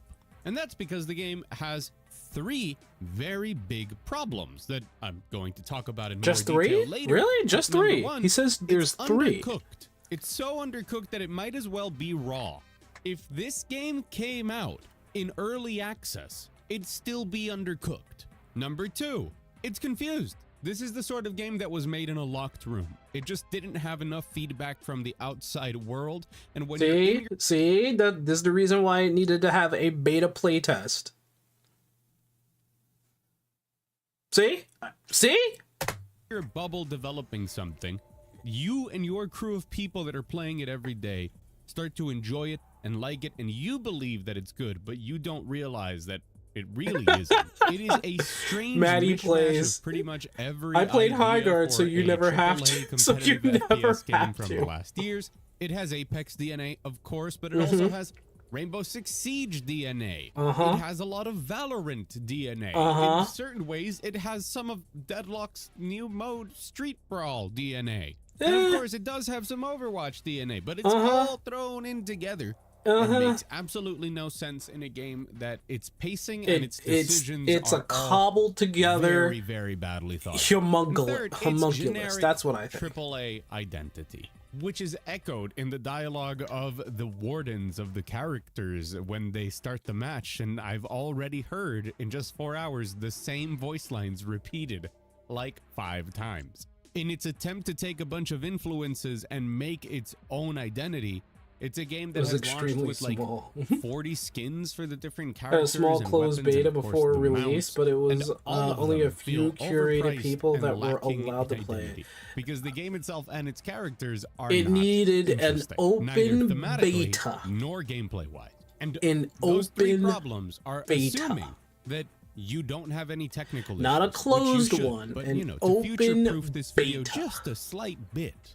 Let's imagine that the game runs decently, doesn't have a million issues with its controls, especially with keyboard and mouse, that its performance doesn't go down the drain the instant that another player enters your field of view, the sword. even on the second most powerful computer you could build right now. And now the dome's and around of him, course, that so you're not now playing people on know where Linux, he is. or, you know, are just on principle against anything installing at a kernel level on your computer. I think it's safe to say HIGHGUARD is a pretty big disaster. But I want to talk a bit more about those. It's a disaster, but not like the game can be good. It just needs to have that little TLC. Like there's a lot of things that needs to be changed. They need to optimize the game, which they will. They will. But disaster, I would say Jeff Keighley kind of pushed that onto them, to be honest.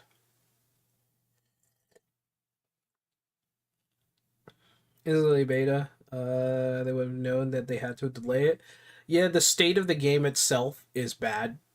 This is the reason why they need to optimize it. Yeah, but they'll get that done. The problem is the game itself. Things, and I also Jeff want to talk Jeff. about the reception of it, the press around it, the conspiracies with the Game Awards, and finally, in an attempt of imagination and fun times, What is he what zooming I into? personally think could make this game good, and if it would even matter, if it could be saved at this point. So hi, I'm Mug, and if you're new here, welcome, and if you're not new here, welcome back. It's great to see you. You're looking better than HIGHGUARD. If you like the video at any point, hit the like button, and if you really like the way that I cover news, reviews, and essays on the video game industry, maybe check out the channel, consider subscribing. Just make sure that I earn it. There's a lot of really cool videos coming up, very good video games that I'm reviewing. So if you're looking for some positivity in the gaming space, you're going to get a lot of that in the coming week. Anyways, let's get into it. Now, just in case you haven't played HIGHGUARD or you're thinking about it, I'm telling you not to, but you should understand what this game even is. You know what? In my video that's coming out, I wouldn't even say... I wouldn't even think I said, don't play it. I didn't even say that.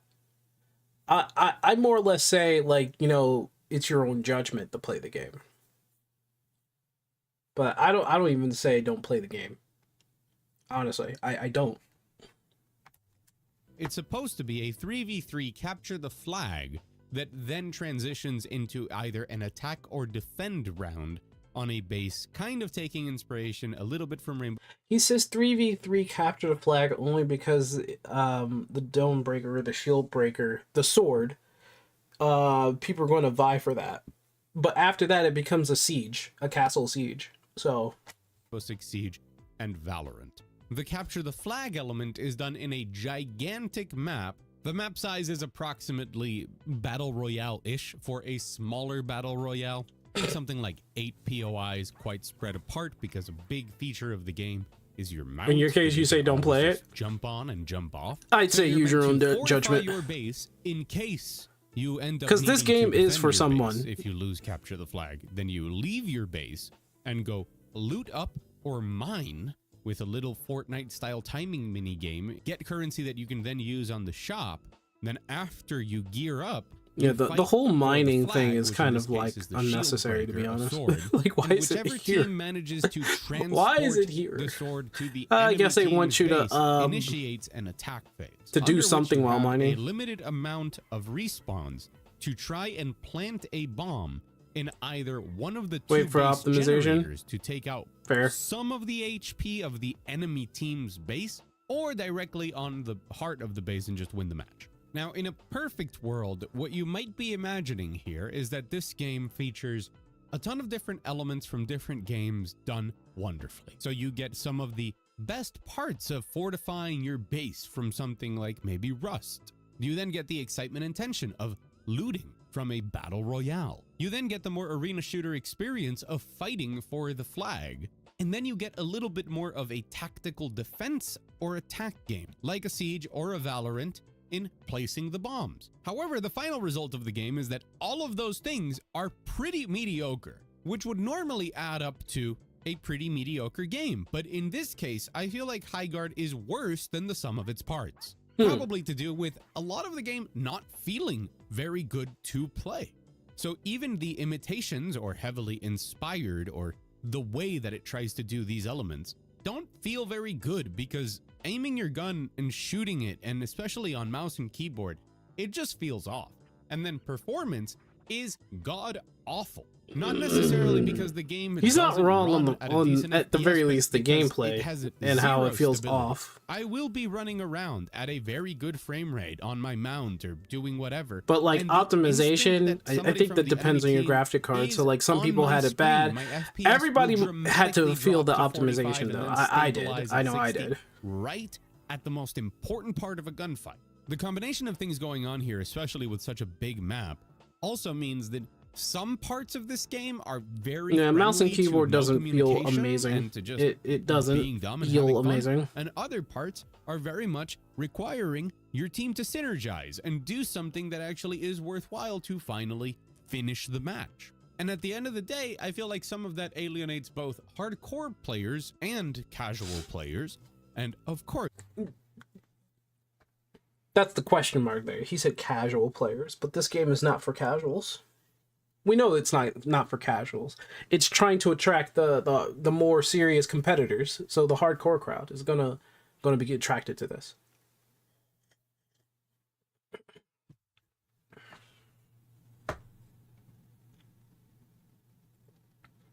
Yeah, I've seen a lot of people also plug in controllers just as well.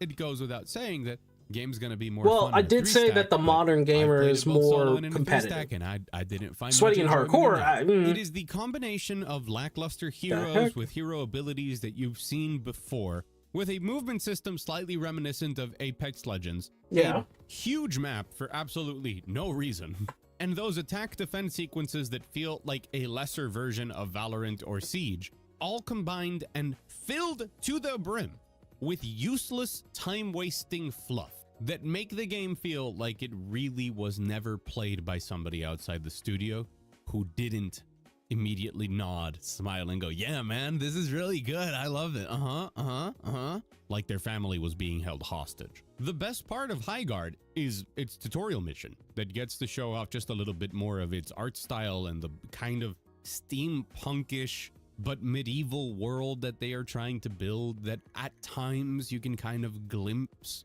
what they were going for and you're like, oh, this could be cool. When I was finishing the tutorial, I was like, oh, if this were like a single player FPS game, it might be an interesting world to explore, but Yeah, because the beginning of the tutorial is probably the best part of the game. Unironically, the tutorial showing its world is great. Honestly. it's not. So instead, you get to navigate all of these different styles of play that happen during one raid match, and the most you get out of it is a ton of work put in through a ton of fluff to get something that is kind of similar to one of the high points of an Apex gunfight. But that is also something that you could get by just playing Apex Legends. And look, I play a lot of competitive multiplayer games, a lot of shooters. I've got 700 hours in Deadlock, 500 hours in Apex Legends, 200 hours in Rivals, God knows how many in Overwatch. I am very much saying something that only, like, I guess 2,000 people on the planet can probably say. I would rather play Concord. Concord. No. No. No. Even compared to Concord, I'd probably still play HIGHGUARD. Concord, to be perfectly honest, was a mid to crap game. HIGHGUARD is just mid. It's mid. It's okay. It's not bad. Concord was bad. Was a more enjoyable game to play. People are talking about the fact that maybe this game would be better if it were different, if it were larger teams or more teams. Honestly, the only thing that I can recognize within HIGHGUARD as something new and original that the game brings in, and this might be just a gap in my knowledge, is that at the start of a match, you select your hero or your warden and also your base. So your base gets plopped down on the map while the POIs from the map are recognizable, but you can choose from one of 4 different bases that have their own layouts. So I guess theoretically you could have very specific strategies for a group of 3 wardens and a specific base and how to defend it. But if you have to defend your base, or if you're planning around that specifically, it's because you're losing. So not sure on that, but that is the only thing I've seen in this game that like, oh, that's cool. That's a different thing. Because even the mounts that people talk about are not very different from Realm Royale back in the day, because I do have like 100 hours on Paladins. So I guess there's that. There you go. It's really just not very good. You get these 2 minutes to gear up that really highlight something about designing a game like this. What is the point of the 2 minutes to gear up? Because in my mind, what it's trying to do is give you this breather room in order for you to talk with your friends for 2 minutes while you absent-mindedly loot the map. But the problem is that there is nothing exciting going on in those 2 minutes. You are doing a repetitive task that is ingrained into your brain as you mine away or open chests for some reason and make the most bare bones decisions. People want to think about Realm Royale. A lot of the interesting looting element in a lot of when it Battle comes to Royale the mounts games and is about Paladins, the for tension. sure. It's about the possibility that you're going to get caught, you're going to be heard, and then you're going to be taken down. But there really isn't any risk in HIGHGUARD during the gearing up phase, because if you're out there looting and you pick up a weapon or you pick something up and the enemy team happens to be there and kill you, you're still going to have plenty of time to just respawn and go position for when the shield breaker is announced or the flag. If the game cut out a lot of that useless time wasting, and I'm not saying take away the looting, I'm saying just directly say, hey, the flag is spawning here. Do what you will with that information, and people had to make a choice between going to loot for better gear for that upcoming fight or sprinting ahead towards that location to fortify their position to get the best advantage they can for when the fight breaks out. At least that would be an interesting decision to make. The battle cat's still my favorite. There. You're just getting told that for 2 minutes, run around this huge map and like open chests, I guess. So you run on your mount and then you approach a chest and you get off your mount and you open the chest and you loot what's inside of it. At most you think for a minute if you prefer this gun or this other gun. And then after the 2 minutes are done, the announcer is like, here's the shield breaker forming, go there. And then you run there and that's it. Wow, great. So interactive, so fun. So just engaging to my decision-making abilities and my skill expression. So like not sleep inducing. And just like well, that's the thing. There's so a lot of. That's the thing between everything, gearing up, getting the shield breaker, going to the shield or the dome to your opponent. There's a lot of space in between on what you're doing. So there will be times where it's just like you're just falling asleep. But I've already felt like it's not like I don't encounter the enemies out there. They show up. They show up, to be fair. Design decisions throughout HIGHGUARD that I think are not good. They are not made to make a game that is interesting. They are made to make a game that is the bare minimum of a combination of every other game under the sun from the last 10 years on which you can maybe spend your time on with 3 friends. Even if I imagine multiplayer shooters as I still think they should turn it to like 5v5 at the bare minimum, not 3v3. That isn't competitive. Specifically 3v3 I still wouldn't recommend HIGHGUARD. But on top of that, there are tons of other free-to-play shooters of every flavor, of every subgenre, of every variety, and many of which people are way more invested in because they're better. Now, there are a ton of conspiracy theories surrounding HIGHGUARD, including the fact that there was always a engagement is a big. I think engagement is an issue awards, because we wanted that to be Half-Life 3 or something, and because it wasn't, and instead it was HIGHGUARD, we hated it. We now have confirmation of something that I said from the very start, that they did not pay to be the one more thing, because that's a slot that normally Jeff Keighley picks out and gives for free. Originally, the game intended on shadow dropping, but Jeff wanted them in the TGA, and that might have been the worst thing ever, according to people, and I strongly disagree. If HIGHGUARD had just shadow dropped, the only advantage they would have had is that if the people that stumbled onto it on day one cared enough to give feedback, maybe the game could have slowly worked up towards being better. I think it being shadow drop would have been the worst thing. They should have taken advantage of what Jeff Keighley did by showcasing more of the game over the time.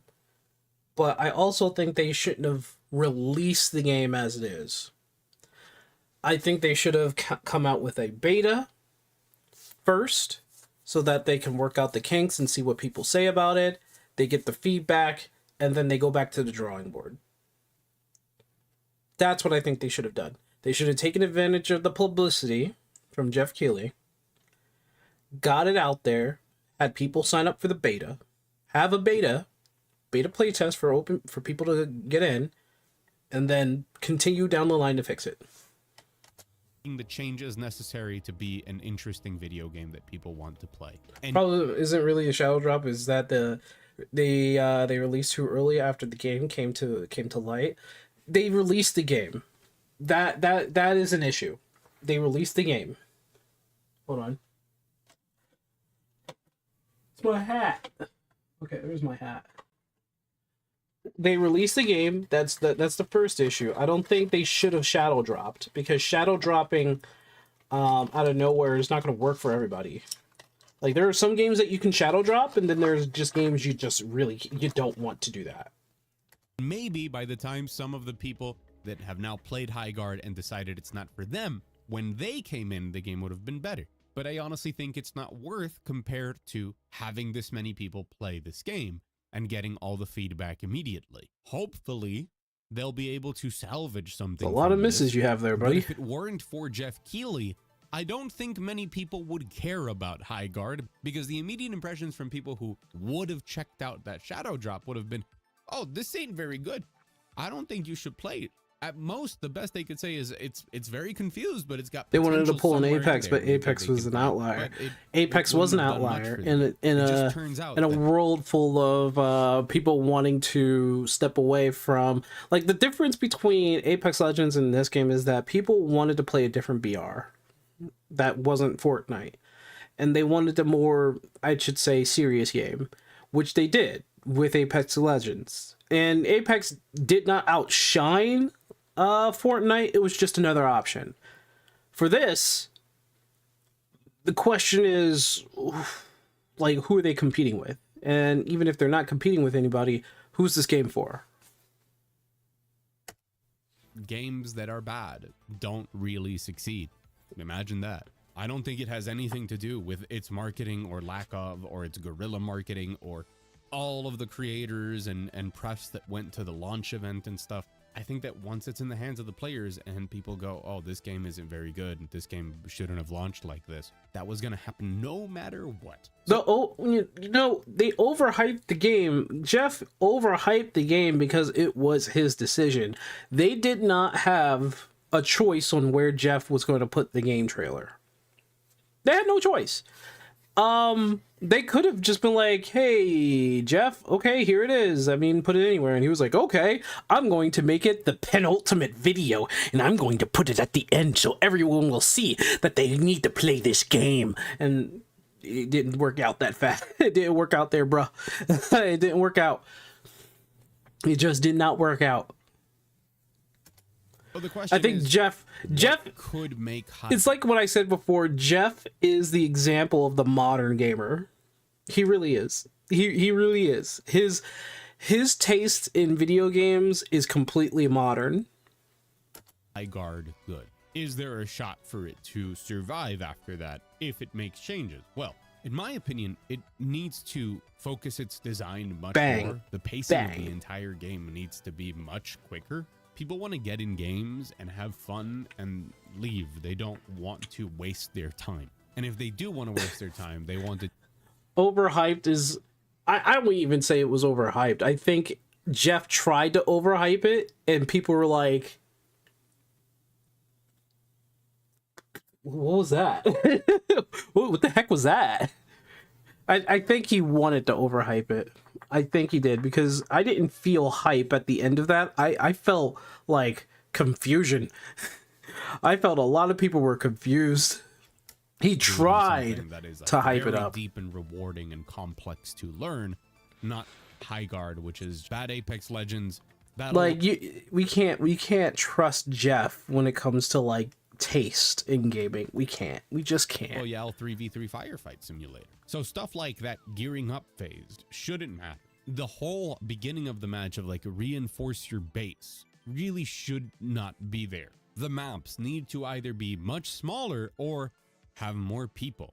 It's very sad to say this, but my only impression when playing HIGHGUARD, the only part of it that I enjoyed and I thought, man, this would be playable, was getting into random firefights over the shield breaker when you're trying to see which team is gonna get the flag to the other base.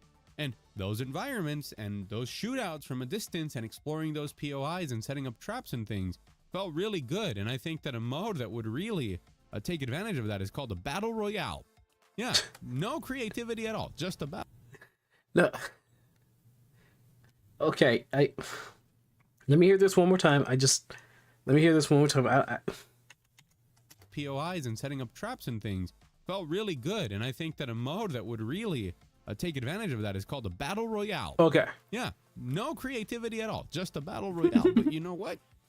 It's the only part of the game that's like actually solid are those environments and how firefights play out, just a regular old 3v3, we found each other somewhere on the map. If they wanted to be extra creative, I think that they could leverage some of like their upgrade system and their economy system and the armor system that they take straight up from Apex and do something interesting. Like this same map, but let's say maybe a 24 player battle royale. Maybe everybody gets to spawn in their base and they could do something with that.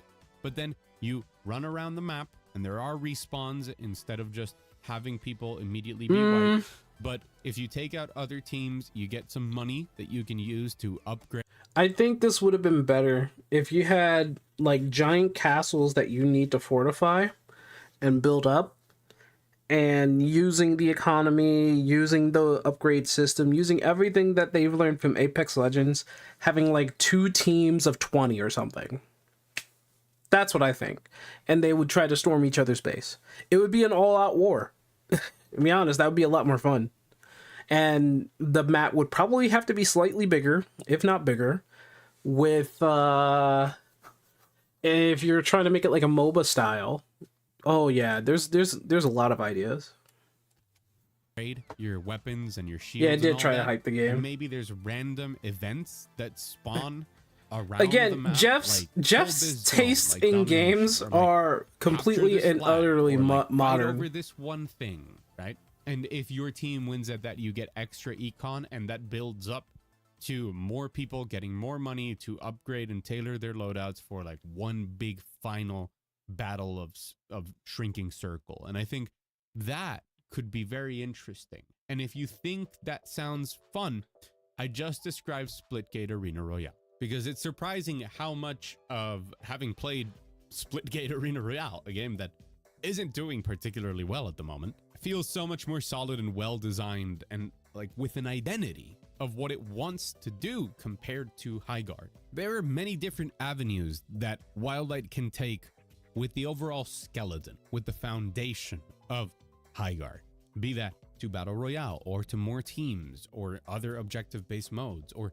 who knows what they try out, but they should not have Splitgate launched has the game VR? like this. I These don't are the sorts I of don't things know. that people I should don't have play told them Splitgate. a long I time never played ago, it. but developing the game in secret and only showing it to a limited amount of people and not launching an open beta or, you know, talking to a community and going into an alpha and trying to figure out what this game should be means that it's nothing. I think we're all familiar with the adage now of a game for everyone is a game for no one. But I feel like HIGHGUARD tries to be the perfect shooter for each shooter fan. Oh, it's trying to do something similar. It's trying to be the next FPS. The next one. And it just didn't work out, because all it's doing is taking bits and pieces of other FPSs. It's like what we said before. They're taking bits and pieces of other FPSs and they just smushed it together in this giant homunculus of a game. And you know what? I don't even know if I can blame them. They were brought up, the people who not only, like, okay, look at this team. If you look at what they worked on, tell me how many of them has worked on an indie game or a AA game. Now, AA, I do see some of them. I think I do see that some of them worked on some AA games, and I think that was closer to the bottom here. But look right now. Overwatch, World of Warcraft. Oh my gosh, he worked on Mist of Pandaria, Warlords of Draenor, and Legion, but he didn't work on Wrath of the Lich King or the Burning Crusade. He worked on Ori and the Blind Forest, which is good, but he also worked on Dead Space. Now, he's an audio designer, so he gets a pass. But you gotta look at some of these, you gotta look at some of the narrative directors, you gotta look at some of the gameplay engineers, you gotta look at some of, not artists, really. Artists get a pass, really. Audio engineers get a pass, too. You gotta look at you gotta look at where they come from. A lot of these people come from top tier AAA industries and all that other stuff. I don't blame them, because, you know, they want to make a video game. They can make a video game no matter where the setting is. They worked on Apex Legends. That's perfectly fine. But they've been surrounded and have been working in that environment that involves themselves with AAA gaming, the live service setting, that, to be perfectly honest, I think they're just used to modern gamism.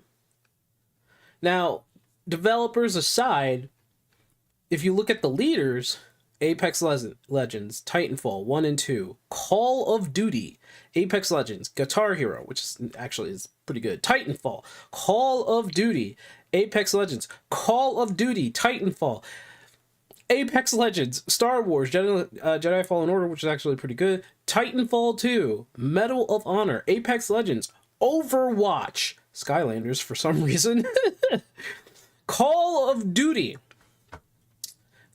4 out of the 5 of these leaders worked on Call of Duty. They've all basically worked on Apex Legends. But yeah, they all worked on Apex Legends. They have been inside the AAA bubble for a long, long time. I don't think they know anything else. I don't. This isn't to blame them. This is to say that they've probably been in that kind of thought bubble or kind of in that area of gaming for a long time, so that's all they know. And that's what they brought into their indie studio. But that is still just an opinion, you know? And for just one small moment of each match and ends up doing nothing at all. And maybe because they didn't get to that conclusion early enough in development to give this game an actual identity, maybe it's too late for them. Maybe the reputation is tarnished and ruined. Raven Software? I didn't see Raven. They can fix it all up. What I know is that my experience playing HIGHGUARD was miserable, and I was exceptionally I can't say my time was miserable. I will say that there were hype moments, but there was a lot of just boring moments. Say, this is enough for me to make a video on it. I gave it a fair try. I played it, disliked it, got mad, left, calmed down, came back, played more of it, repeated that cycle, and said, no, I can't. Because there's just, for me, there's nothing redeeming it. So I'm very happy that Deadlock is popping up. Look at this. Look at this image here. This is how things should be, unfortunately. We talk a lot about how HIGHGUARD got to that peak concurrency and then immediately died, but we don't talk about the real winners of this last week. Congratulations to Deadlock, my beloved, and no rest for the wicked. Congrats on that free weekend. That's a lot of players and good sales. That is a good, yeah, that's a good weekend. To fix that game up, so good for them. I wonder, you know what? Does No Rest for the Wicked have an update? I'm too busy playing really good games that I'm excited to talk about to actually be mad at HIGHGUARD, because it ended up just being what is that a gargoyle expected. Sure, some creators that got a bag said some stuff on Twitter or implied that it was going to be great, and then, you know, some couple 100,000 people lost their time jumping into the game, playing it and going, oh no, oh no. And we can talk about the drama and everything surrounding it and all of that, but at the end of the day, life's too short to play bad video games. So let's just wish Wildlight the best in their future endeavors. Maybe they figure something out and go play actually good video games. Anyways, can't wait for all the comments saying that I'm hating for hating's sake. And if you're not one of those comments, thank you so much for watching. It's always a pleasure. No, you're hating the game, and you're a hater. Incredible that you are. You're a doomer. Thank you so much. You're just a hater. You're just a big hater. To the members of the wall, be they members here on YouTube or on.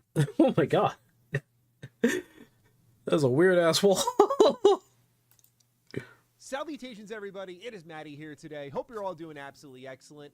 And let's talk about HIGHGUARD, shall we? Yeah, we're not even a month out of the new year here, and we have ourselves an extremely controversial video game. And funny enough, 2026's most controversial game thus far was only announced a little bit over a month ago at the Game Awards, where Jeff Keighley ended the show with this game, and things have only ramped up since then because of all the noise surrounding this game, and none of it was made by Wildlight, the developers of this game, until really like the week this game was about to launch. They finally remembered the password to their Twitter account, started to post things, but it really started to amplify when Jeff Keighley said that in a couple days' time we'd all be apologizing. In 48 hours, I'll be accepting your apologies. Legacy moment here.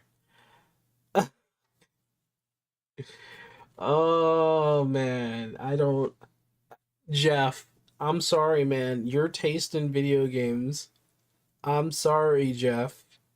I'm sorry, man.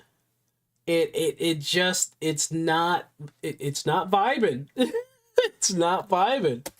To him, I called this a legacy moment because I saw it and went, are you sure you wanted to say that? Like, this game, are you sure you wanted to die on this? Okay, when I saw Keighley go out like that, that's when I started to get ready for the apology tour. I was like, okay, we're starting to hear murmuring from content creators who were flown out to play the game that this is sick. Press is starting to chat a little bit. This game's sick. Okay, like, I was wrong in my Dead Space remake review, and I happily stood out there and said to EA Motive, my bad, I was wrong. Here's why your game's fire.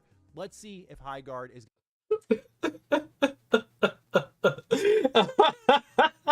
Let's see. Let's go. So I changed my plans for my Monday and decided to stream HIGHGUARD. If I were to put this game in a nutshell, how I feel in a world with like real no his taste is I'm not going to be mean. His taste is completely just modern. He is, like I said before, he is the example of a modern gamer. Inoffensive games. And if you don't, there are a good bunch of them out there. People who just play modern games. It's not so terrible that I would call it Concord 2. Certainly Concord felt like you had concrete strapped to your ankles when you were running around. The shooting wasn't great. And I think the only thing this game shares between Concord is that I don't find the heroes particularly... They also apparently share a producer. Yeah. A producer from Concord. ...really inspiring. But it doesn't play so terribly. However, it is not good at all. It is just there in the middle. It is not good to the point where I was like, do I want to record more gameplay for this video or should I just use my stream footage? I was like, I think the point gets across if I just use the stream footage because I don't want to play more HIGHGUARD. It's such a nothing game. It's kind of like what I described in the video before the launch. It's a drop in a very, very big bucket. It does try some new ideas for sure that we'll go through here. So yeah, this is just like a blip on my radar for the year. I don't know if this makes my worst games of the year list like I do. Pretty much every content creator in a nutshell right there. Not getting played beyond the 3-ish hours I played. Nothing game, like, an okay game. It's just, that's all it is. It's just the most video game of video games. And if you're into a blender idea of all these other first-person shooters out there being thrown together in one, shaken up and turned into a shooter smoothie, you might have a little bit of fun here. But I'll break down where the fun started to fall off for me, because if you watch the stream and you were there, and shout out to everyone who was there live, I appreciate you all supporting the streams, you'll see like the first few gunfights, I was having like, okay, I like how this game feels, but as the matches went on and I started to understand the flow more, by the final match, like I mustered out one final match and went, okay, let me just, like, there's gotta be something, man, and that's when it started to click, and I went, okay, I think I know what the problem with this game, I know what the many problems with this game are. So yeah, it's whoa. I don't get to see that a lot. I didn't see that a lot while I was playing. So let's talk about HIGHGUARD, shall we, ladies and gentlemen? If you're new here, you're into the occasional reviews, consider subscribing. So let me break down the flow of this game, because on paper, when you read about HIGHGUARD, you're probably like, okay, this actually does sound a bit different. I think I'm in the more of the unsure, maybe. 3 versus 3 on this very big map. You pick one of 8 wardens, you hop into a match here, and what you start off with is collecting resources. You're going to collect these blue crystals around the map, and these blue crystals will be used at stores that you'll be able to buy armor from or weapon upgrades from. And while you're running around the map collecting these crystals, kind of like a battle royale game, you're also going to find chests that you can open, because yes, this is a first-person shooter with tier rarity for its loot. So you have 4 tiers, everything from uncommon to legendary, and there's even don't want to play it part, but that I got from a supply that's because 2 reasons, and one of the reasons why I didn't play BF6. Kind of emergent moment in the match where there's a big supply drop. That's basically phase 1. Then they let you know that there is this shield breaker somewhere on the map, and they'll place it in one of multiple areas. So you'll hop on your horseback or your panther back or your bareback. Yeah, kind of. Yeah, I don't know. Yeah, I mean, It's usually an enclosed When it place comes to that the becomes loot, more I would tight, say, Call of Duty like yeah, first-person you can shooter. say So that you it's go kind of there like and it's not Borderlands, but I would high say risk, it's more like, high I reward think it's style more like gameplay. There's Apex no quick Legends. That's respawns. what they You took get it across the from. map pretty quickly on your respective mount. But yeah, it's similar. Otherwise, like, you want to take your life out there seriously, which I think kind of conflicts with its own gunplay style, which I'll get into.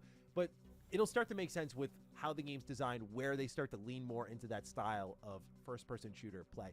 Anyway, after you get the shield breaker, or the opponent gets the shield breaker, now you have to initiate a raid. So when you have the shield breaker in hand, you're going to ride over to the enemy's base. And when you have that shield breaker in hand, a big light is being shot up in the sky. So there's no hiding whatsoever. This is a little bit like Capture the Flag in Halo, where you just keep seeing the icon update. You know where the flag carrier is at any point in time. There's no real hiding with the objective, which I think was a good call here, because these maps are way too big where it would be way too easy to hide. Yeah. This usually leads into one encounter before you reach the base, or you defeat them with the shield breaker and you grab that and then run to their base. Anyway, eventually one side reaches the base and then you initiate the raid.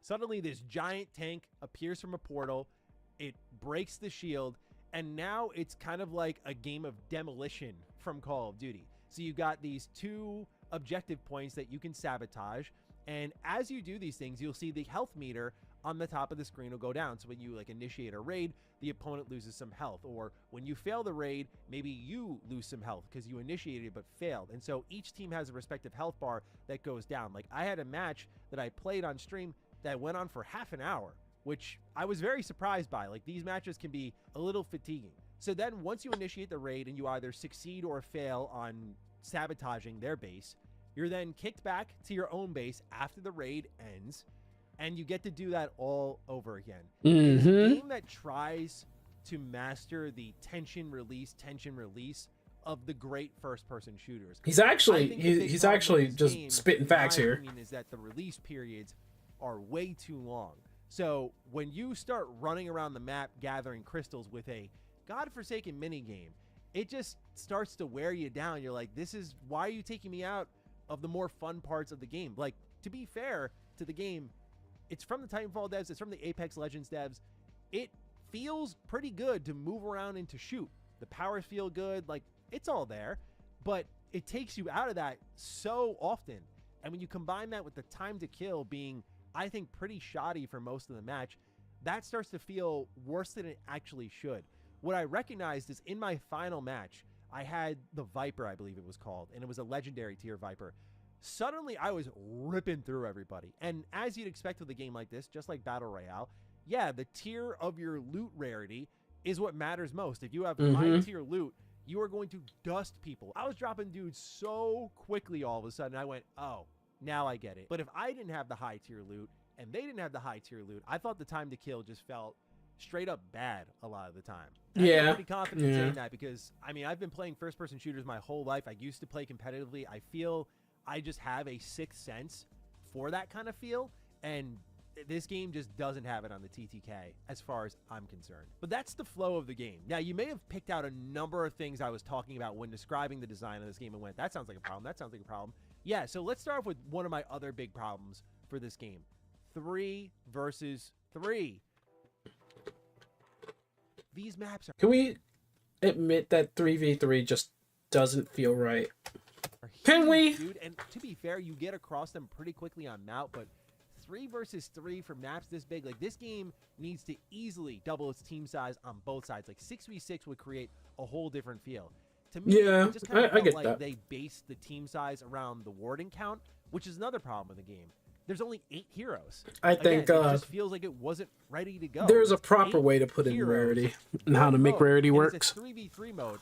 Now, if this was a game that was like ready to go and they had like a team deathmatch mode where it was just in those small bases and it was just running around and shooting, I think you could find a little something here. Like, I'm being straight up honest with y'all. I think there's a little something in the gunplay here. I just don't think the heroes or the world are captivating enough like other hero-style shooters out there that can captivate you long-term. Or at least, in this case, long-term enough to wait for those updates to come. Because Apex Legends, for example, is right around the corner. If you like this respawn-style shooting, you've got that right there. But it really is the 3v3 where I just think it's so dead so often. And even when I'm running around, the chat was calling out a ton. It was such a great point. It's quiet. It's like such a silent shooter. And it's one thing if things are happening around the map or there's like PvE encounters, but it's just nothing. So that's what frustrates me about the game, is it actually has a little bit of potential beneath the obvious flaws of like its visuals, its roster. I mean, there's a lot that it has to overcome, but you could see like there are pieces there. Do I see the pieces that would make someone like Jeff Keighley like end my show with this and I'm gonna flame people on Twitter? Like, would I ever go that far for this game? No. But do I see some positive qualities that could have turned into something really great? Sure. But that's not the case. Moving here. Phases And so feel when like you're it's kinda trying to wanted to find have a the action in PvE a aspect. first-person shooter, A lot of it people have been gets saying boring put some fast. mobs So out if you're there. looking for someone to shoot So, in and a I agree with first-person that. shooter, that's a problem because those release periods should be spent doing something worthwhile. But when I'm just hunting around doing resource gathering mini games, it's just not great, man. The other problem I have, at least on PC, and by the way, I have like a really strong PC, so I can't speak to all of the technical issues that I've seen some having online. As you can see in my stream footage, I had a pretty smooth experience. But what I can speak to is the controls. I don't know who thought it was a good idea to map on PC the sprint button to the when you're aimed down sights and you press that sprint button, it would change your sight. So all these weapons had like a different scope on them. So you'd have like your red dot and then you'd aim in and you press shift and you'd get like a 3x scope on there. So this game, when you're shooting in close quarters, you're sprinting, you're sliding, you're jumping, you're moving around. I didn't have And too so much of a many horrible times I time would with aim that. in, and I go, oh, I got to sprint away. I So kinda press got the used to it. Shift key, and when I do that, I'd aim back in at the opponent, and all of a sudden I got this scope up, and I zoom in way close to them, and it just ruins the flow. I'm like, why are the controls like this? When I talked about resource Yeah, gathering, I do and think you were that trying that's to, kind of say, an get issue, the though. crystals, you have to tap F at certain points in this. This was frame. annoying. If you dare hold F a little bit longer, you throw your axe, and you'll see so many times in my footage, I just kept throwing my axe. At first, it was like, okay, I'm new. But then even when I was adjusted to it, I just kept throwing the damn thing. It was a little bit of a bummer. That does remind me, though, of one thing that I thought had cool potential but never came into play. And I'm like, if your game could support this, why doesn't it come into play? I was in the tutorial area, and I took down a tree. And the tree actually fell in real time, and then it turned into an object in the world that I was able to climb on top of and move around the world with. And I'm sitting here going, wait, you can do things like this, but the game doesn't utilize that. So that's why I say at the end of all this, it's like a nothing burger game. I played it for 2.5, 3 hours, and I was like, all right, that's 2.5, 3 hours I won't get back. I don't hate the game, but I'm very indifferent to it, which to me, I think is worse. I said this in so many reviews, so pardon me if I sound repetitive. But yeah, like when your game leaves no impact on me. Like at least I think they're going to negative change that things I though, don't or like, at the very leave a least negative make that impact on me, even if it's customizable. for bad reasons, like oh, an IP I care about was mishandled. That's still an impact. Maybe you tried something different. Yeah, I would think they would probably customize that or be able to This game, I let people promise you, customize that, at least rebind for it. me, I won't speak for all of you. I will forget about. I will be on a podcast and we'll be talking about our games throughout the year. And we'll be like, what was that game, that hero shooter at the top of the year? Oh, HIGHGUARD. That's the type of game it is, man. Like, at least for me. And perhaps worse yet is, keep in mind, this is a free game. Yeah. Like, most of the games I talk about on the channel that I know you can get for free, whether it's free to play, like a Marvel Rivals was the last free-to-play game I can think of that I reviewed, or I'm thinking along the lines of when I review a game that's in Game Pass, like it's free as part of your subscription, right? I always say to you, you're the best reviewer. Try it out for yourself. I don't think you're really missing anything here right now, unless you're looking for like a quick, let's try something out with the boys, the girls tonight, like a one-and-doneer. Just a little flavor of the night, not even the week. Sure, knock yourself out. I do think there's another way to spend that time well. Closing I hope I'm thoughts. not coming off extremely negative here, because I feel like a big problem with like the critique of this game is that it is two different extremes going to war over a really, to me, nothing first-person shooter. It Yeah. is the side that's like, I hate The this game, fact that it's gotta kinda more fail at all nothing costs. And there's another side that's is a like, little bit I worrying. love this game. It needs to succeed because screw the other side. And then there's no middle ground in the conversation at all. So hopefully you hung around, found The this middle somewhat ground insightful, but man, like is that they need to work on this game. They really do. That was that, and I'm just like, it's a nothing game, man. It's a nothing game, and I didn't have any hopes for it, so it landed right where I expected it. I think they did the best they could for their launch given the situation. I think staying quiet made a lot of sense, because if I heard before the launch of this game 8 heroes, 3v3, big map, I would have been like, what? And I think for as bad as it sounds, it also doesn't play as well when executed. So those are my thoughts on HIGHGUARD. Thanks for tuning in. Hope you all enjoyed. It's on to bigger and better things. Like right here, we got Resident Evil 2, which I'm just finishing up Claire's playthrough of. And then, well, I said bigger and better, but I've heard mixed things about Resident Evil 3. So we'll see. But moving on to... Yeah, like everybody has already been saying before, the game is such an okay game that it really isn't like... It really isn't doing anything. It's such an okay game. It really is. Okay.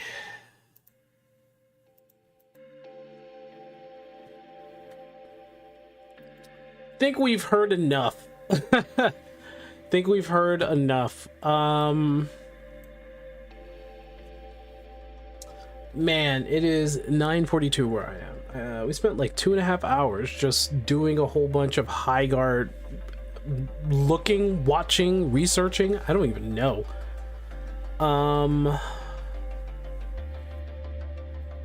Ooh.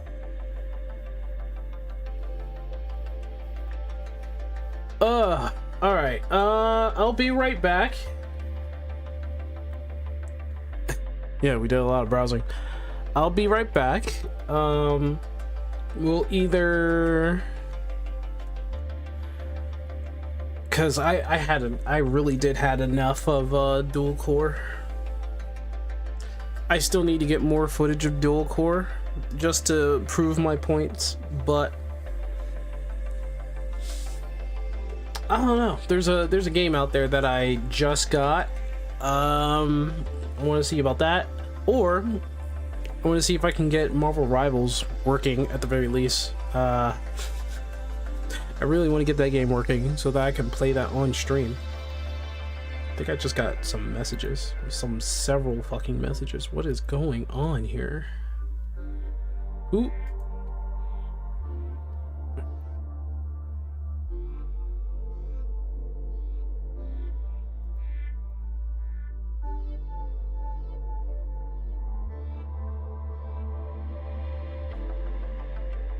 LORT is fun. Yeah, I just got that game. I never opened it. But apparently it's like, oh, so we're not getting a Risk of Rain 3? All right, we're making it. And I'm probably going to get obsessed with the game. I don't know. All right, I'll be right back.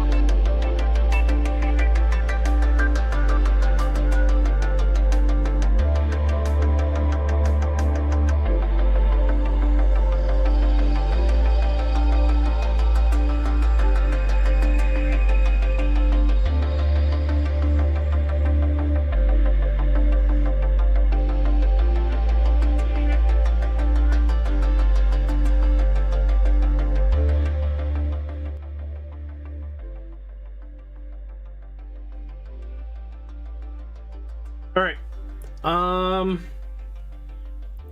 Let's do a little bit of testing.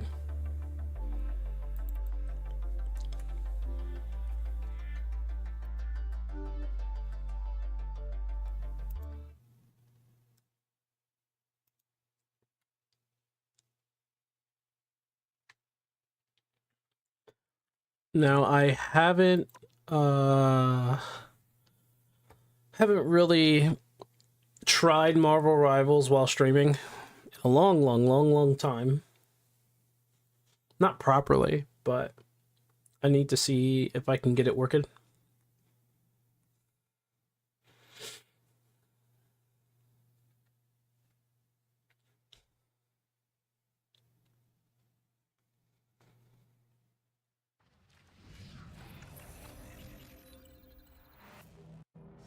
Yeah, see, it's causing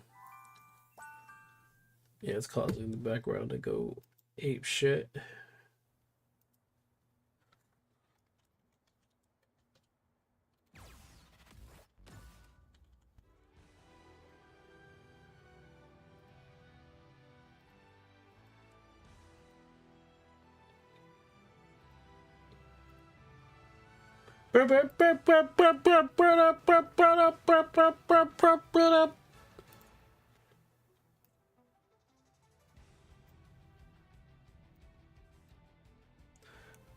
And yes, I did choose to go back to the very first loading screen and title menu.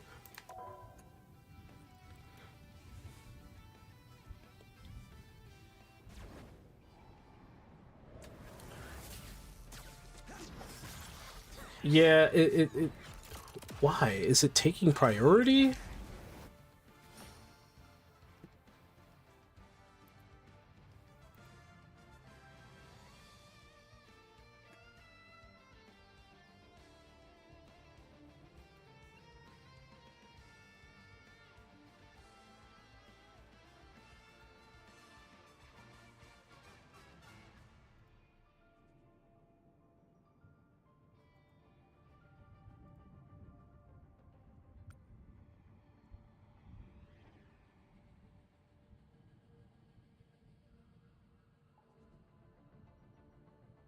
I could change the background, which is kind of cool.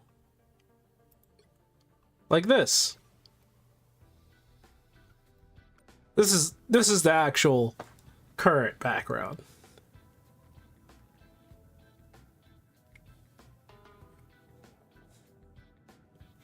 See, it's kind of funny. It's Deadpool. and to be perfectly honest, tank pool is fun. I should really learn heal pool. Let me see.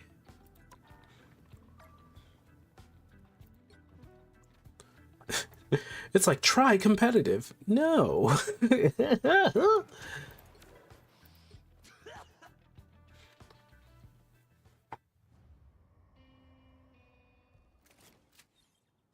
All right, so that's DPS pool. Here is heal pool. Now, the best person, I think the best healer, or I shouldn't say healer. I'm sorry. The best strategist, I think, currently is Gambit. I also didn't play as Rogue.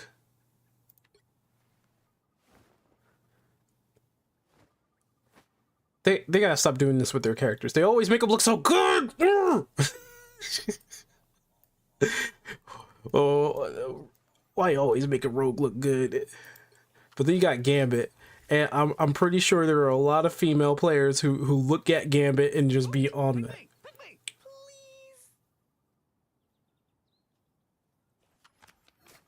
Did Deadpool just talk outside of? That's so weird. Just wait till you see what's in my pouches this time. So he still has everything. Looks like we've got ourselves a party. He is weaker with the gun. Okay, that makes sense.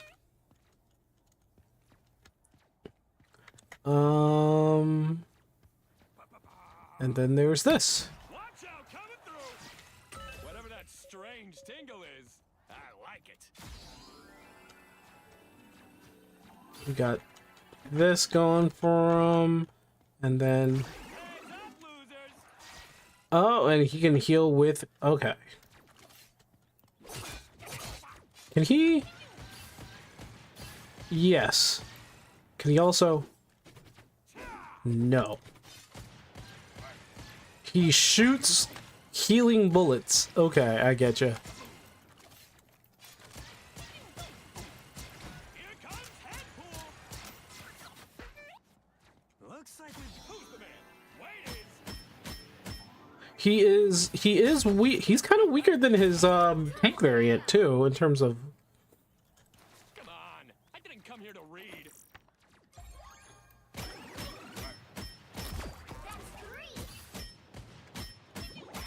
Wow, 4 in a row. I enjoyed that way too much. A game within a game. How meta. Hope you're at least celestial rank. Oh, be celestial rank. Ah.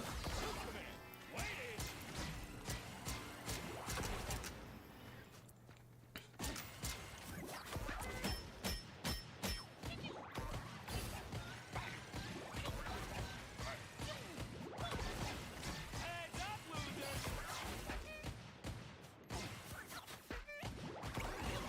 Come on. I didn't come here to read. My healing factor can't keep up. How about an assist? Guess who just showed their stupid faces? Hey, Chad! Someone clip this! That's how it's done, heroes.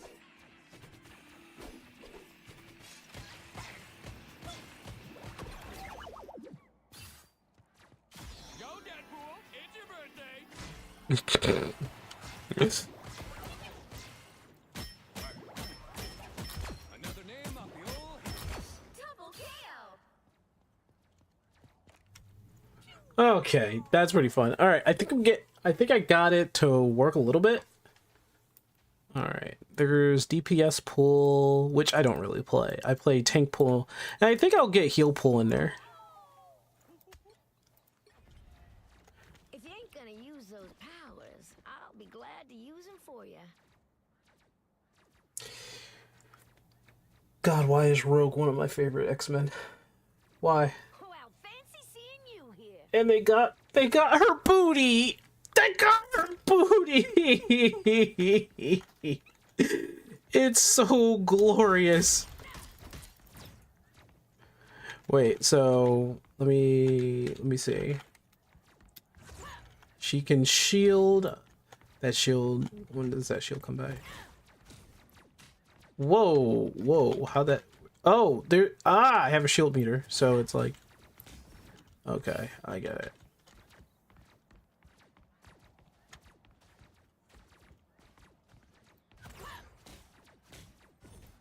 I still take a little bit of damage though, don't I?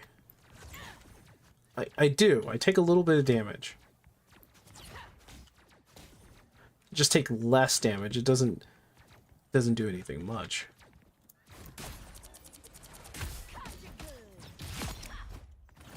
Double kill. Fancy seeing That's you 3. Okay. I'll take 3.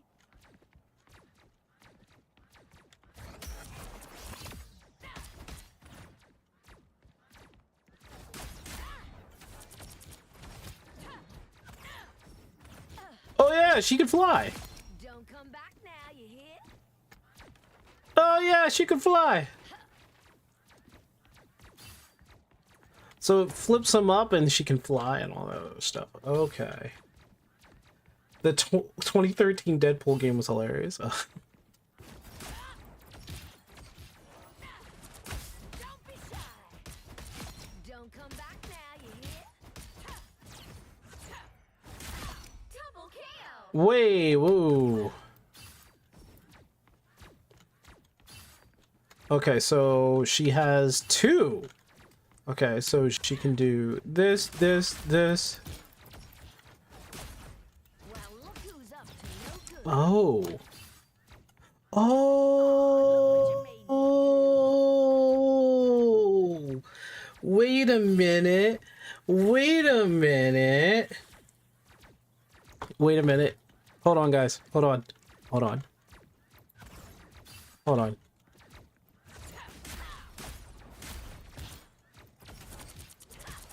Gather round. Oh my goodness. Next time I won't go so easy. Oh my goodness. She has a combo. And she could probably feed on them. Oh, wait. This doesn't make her broken. It just gives her, like, an ability, right? So it's like, Don't be shy. I missed. Aw, look what you made me. Double kill. But that was cool.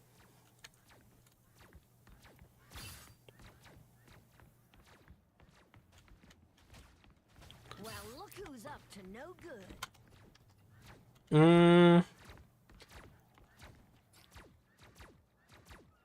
Okay.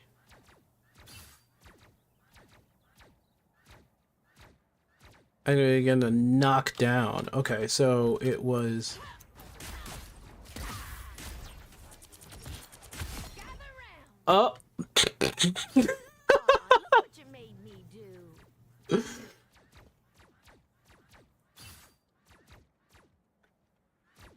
So there are 2 dashes. Holy crap. I like her a lot. I really do. Well, wasn't that precious?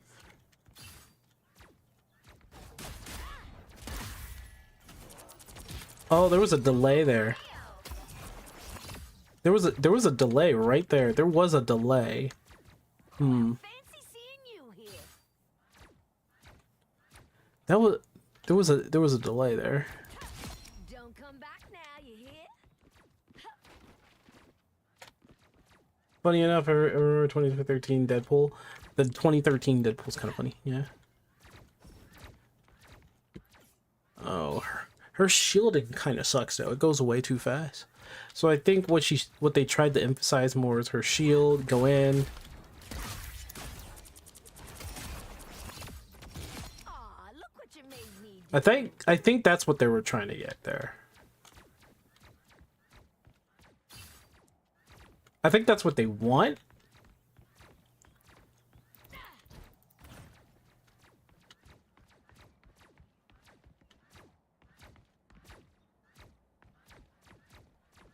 So they want... Well, look who's up to no good. Double kill. Aw, look what you made me do.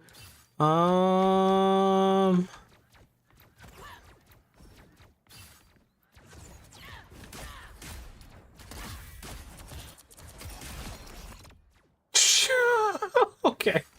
Okay. So easy on ya. Okay. I see.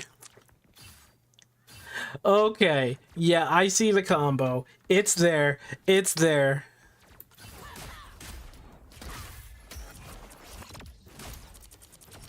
Aw, look what you made me do. So that's faster. It's just faster to go in for the suck. I think. Nolan North is the best Deadpool. Who knows? There's a new voice actor for this Deadpool. Good. He's actually a VTuber.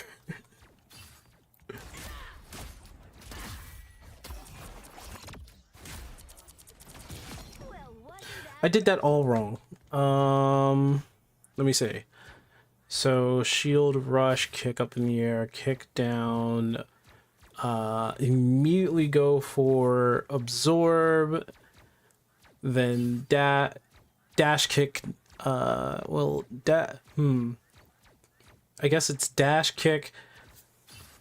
Right, can I do dash kick? No.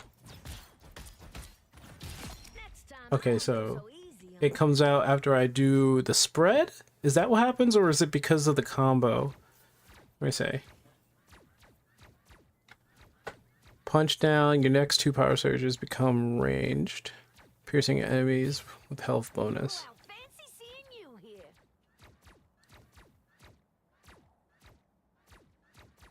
Power surge punch.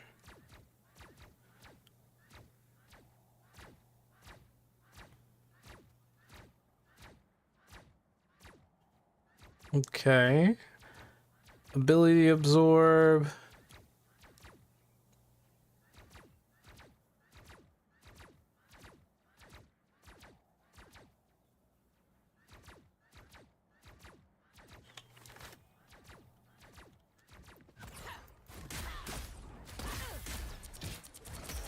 Best stay down now, sugar. Okay, I think I got it. What do you guys think? Aw,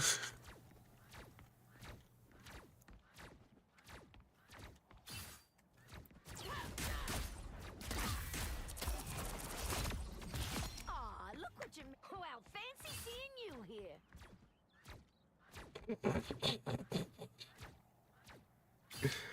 So I did the kick first, and then I absorbed, and then I did for the next one. I absorbed, then I did the kick. Maybe the kick first. I don't know. But that was a full fucking combo, bro.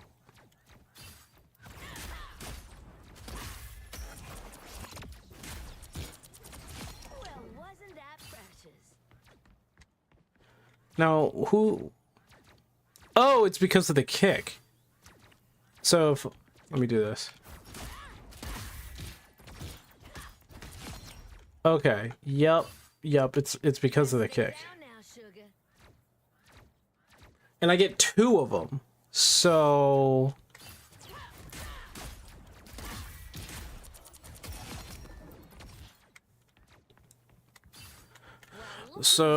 shield dash, upper kick, drop down, kick, absorb, kick, dash.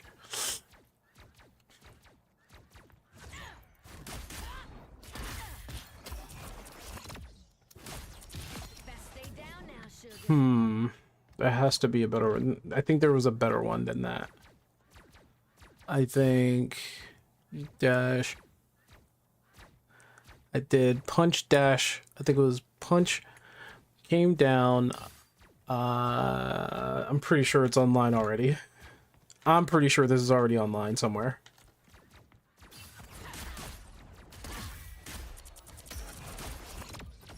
Aw, look what you made me do.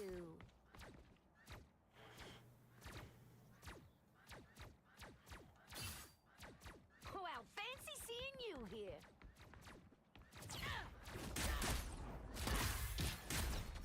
Next time, I won't go so easy on ya.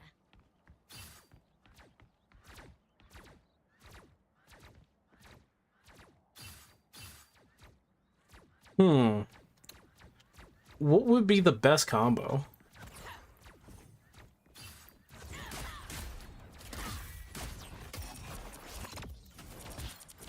Best stay down. I need to get one of those kicks in before I do anything. So dash down. Kick dash. Wait, maybe kick dash absorb? Then, like, kick AoE?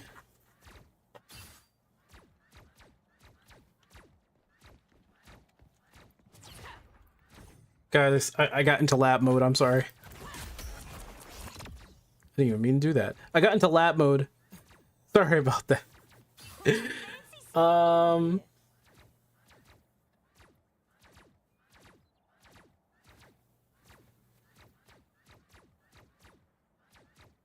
Because he's Rocket? Yeah, so there... I can show you who's voicing Deadpool in the game. I did say he was a VTuber, by the way. Next time, I won't go so easy on ya. Get up. Get up, get up, get up, get up. Thank you.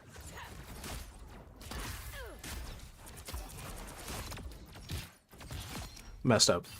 I messed up. Yeah, he's a VTuber. So he voiced Deadpool in the game.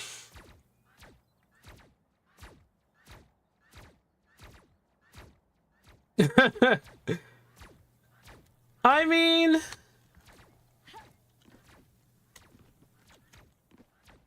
I wouldn't blame him if he reprised his role as Deadpool.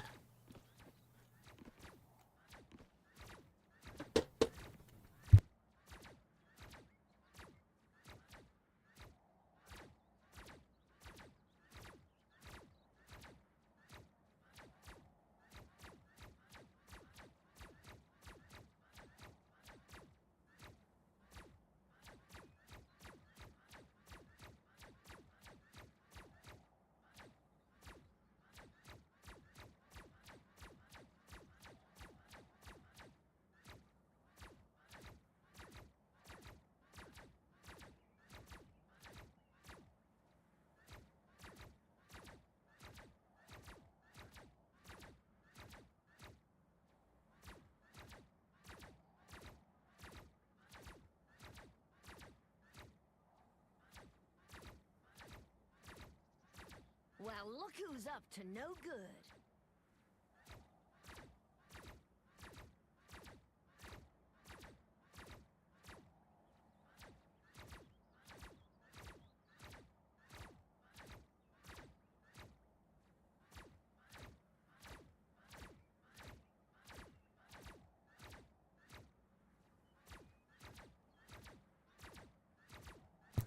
Okay.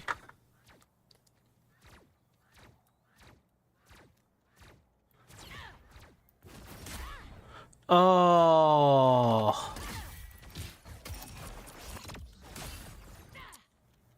My hands. That was bad. I won't go so easy on ya.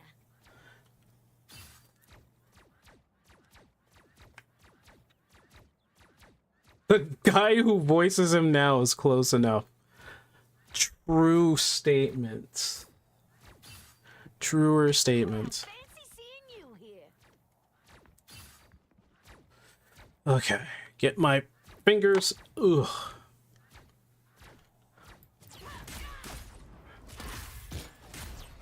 Because he moved.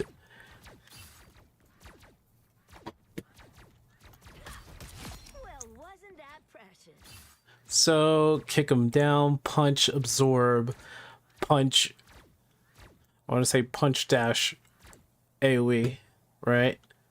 That would make a lot more sense. Punch, absorb. I would. Okay, yeah.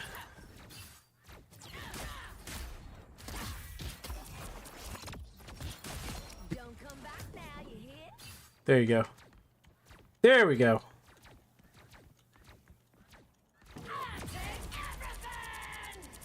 And Well, fancy seeing you here. probably, yeah, she could probably do it in the air. She flies for a little bit.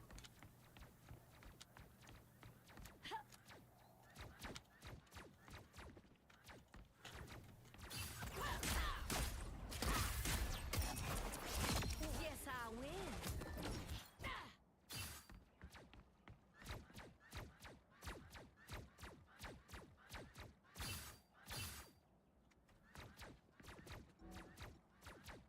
Okay, the game looks like it's working fine. I heard the thing now. Somewhere under all this rock is a heart of gold. Oh, he could dive to enemies now. You should have stayed home, kid. Double kill. Oh my god, the distance. Oh my goodness. Wait, hold on. What? How is he hitting from this far? How is he? How far? Oh, okay. That looks like it hurt. Double kill. What? How far is this?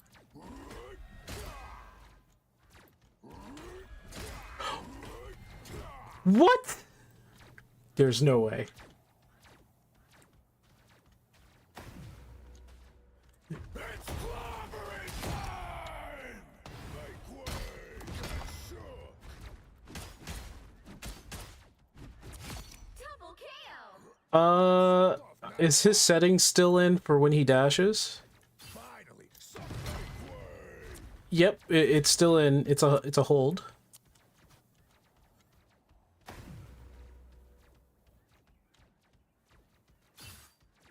It's clobbering time! That was fun. Booyah! Double kill. That's 3. Wow, 4 in a row. Got 3 of them. Yeah, he's still. How far can he go? Not too far. Okay. All right, Rogue feels good. I heard they nerfed the crap out of Penny, as I guess as they should. I don't know. And here's Angela. Despite my name, I am no angel, as our foes will soon learn. At last, our enemies show themselves. Was never really the biggest fan of her in the comic books. Not really. I took great pleasure in striking you down. Double kill!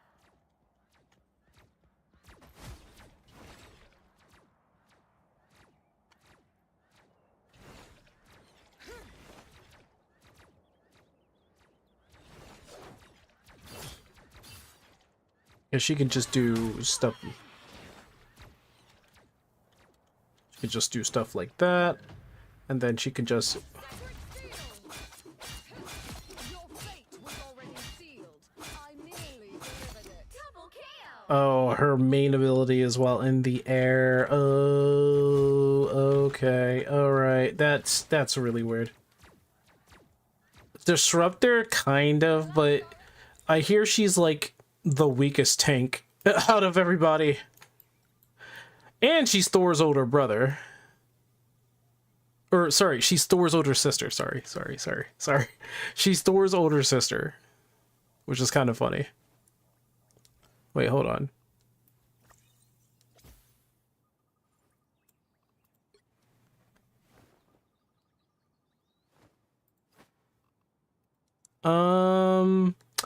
If I were to make a strike team, it would be Magneto, Venom, Hulk. I like Ben. There you go. Those are my favorites. Oh, obviously Doctor Strange. Obviously Doctor Strange.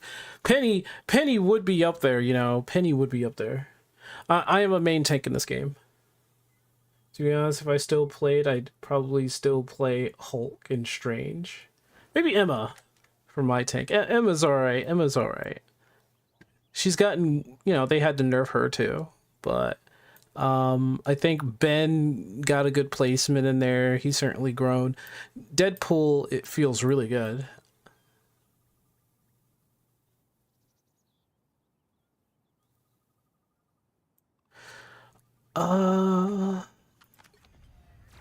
This is almost as fun as pulling a heist. Almost.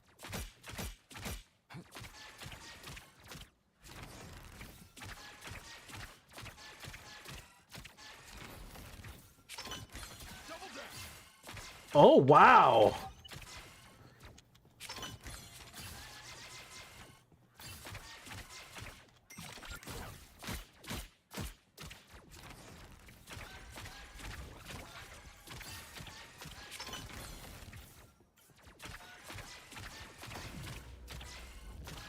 Just who Gambit was looking for.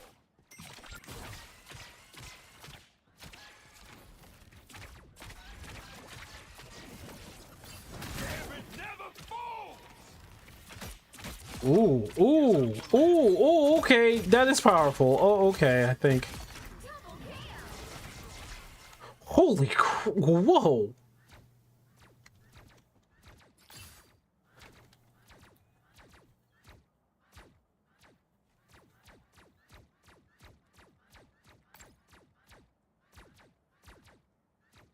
What in the world? Lock on an ally with insight and unleash multiple aces that heals and purifies. Transfer granting increased movement speed, jumping boost while enhancing attacks with additional single target explosive damage. And what the, yeah, he's Just who Gambit was looking for. Gambit is definitely, he's definitely getting banned. He's getting banned. Sidestep, dash a short distance, healing heart, conjure a heart, consuming one stack of sleight of hand to heals. Breaking spade, conjures a spade, consume one stack, sleight of hand to drink. Oh, gain a damage boost and switch to breaking. So the damage boost is.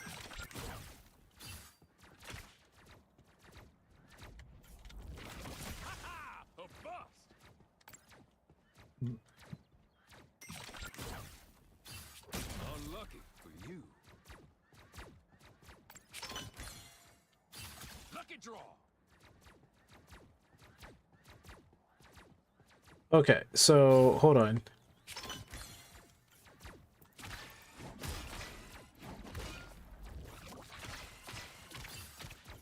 Just who Gambit we're looking for.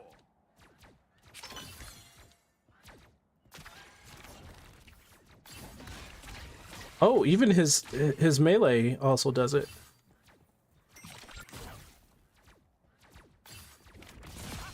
A bust. Okay.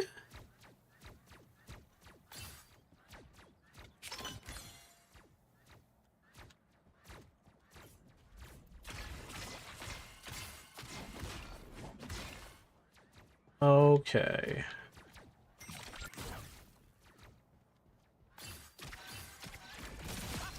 A bust. Oh, quel dommage. Double kill! That's 3! They hitting real hard. Ooh, found me someone to fight.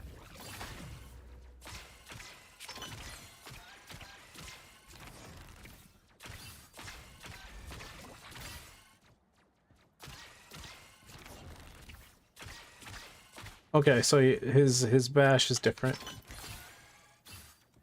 Double down. Nice.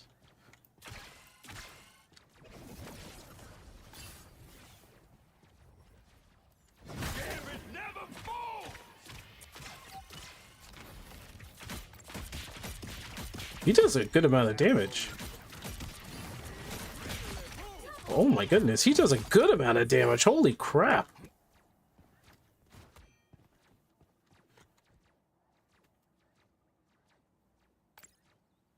It turns into a spinning dash.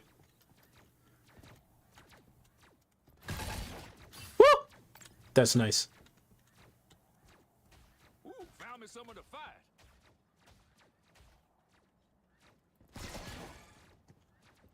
Okay, so he...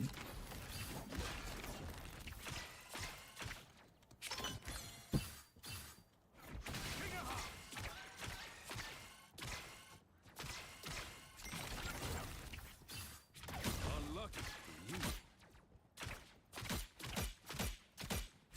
Yeah, he is very technical. You know you had that coming. Double kill! A helping hand.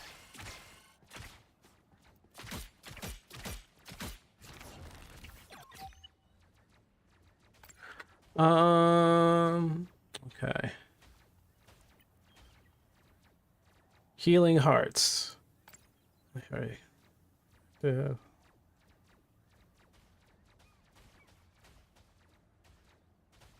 Explosive here and nearby. Someone to fight. Healing boost for one, purify for the other. Explosive trick. Cars explode and impact, dealing damage while inflicting reduced healing. And the explosion does a launch. Oh yeah, he's very technical. I might actually have fun trying to figure him out. Then there's Daredevil. Oh! Sometimes it helps to have a teammate who sees things differently.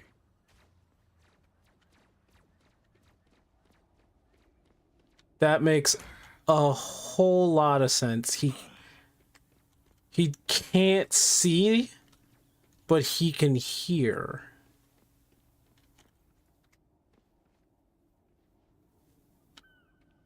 So he can't see anything over there that's not moving until he gets a little bit closer. I can feel them. So they have to be moving. So technically he could still see, I guess.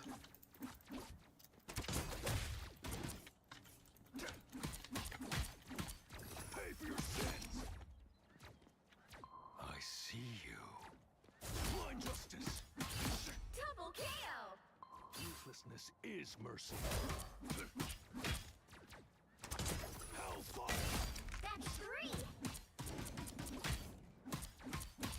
Wow, 4 in a row! See you.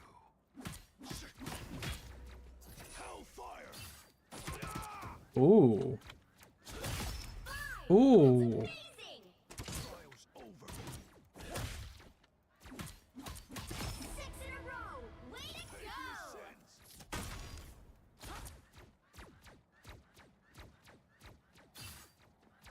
I can hear them getting closer.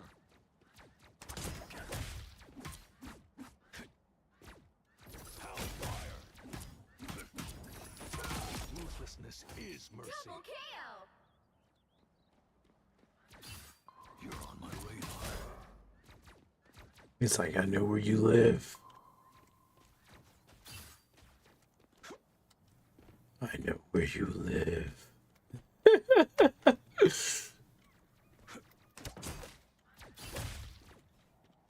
for your sins. Let the devil out! You couldn't be saved. Double kill!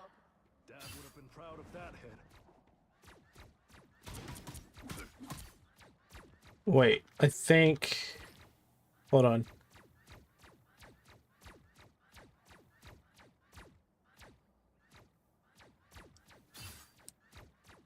I can hear them getting closer. Ah, it is a guard. Yep. Does he guard? Kind of crazy they made his blindness a mechanic. It's pretty amazing though, isn't it? He can pretty much see anybody. Are you? What? He could just dodge. What? Don't tell me. He could just chill here. He could just chill. He could just chill. This man can just chill.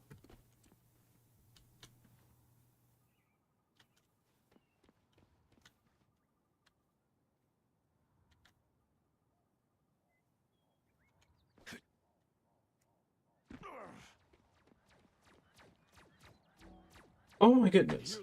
No wonder why he's devastating in game.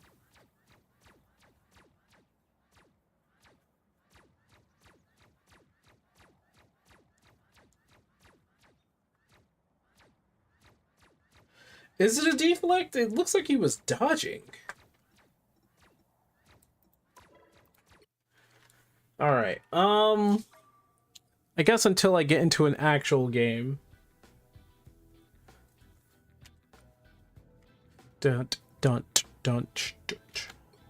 Let's change it back to the tried and true. I remember this being out for a long time. This was during the whole vampire thing, and when Susan Storm had her skin, and everybody basically fell in love with her skin.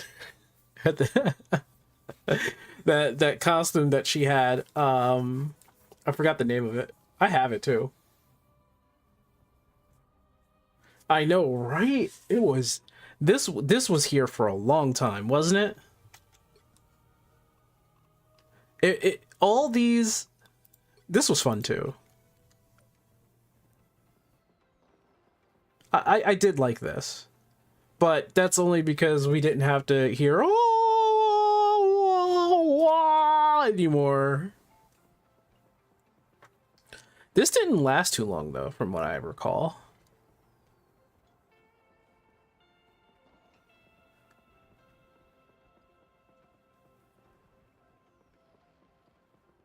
Yeah, they split the release for F4. But this was like a breath of fresh air for a good bit. A breath of freaking fresh air. Plus everybody fell in love with Emma Frost, as they should. This was fun. Gambit has powers, but like, it's not telekinesis. He basically makes things explode, so.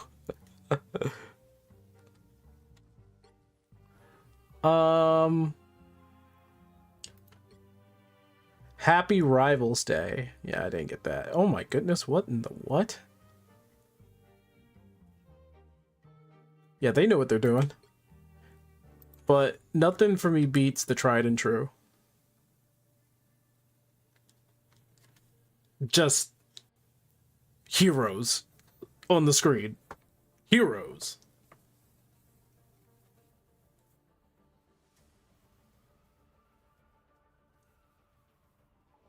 It's a different kind of telekinesis. Is it telekinesis? It might, I don't know.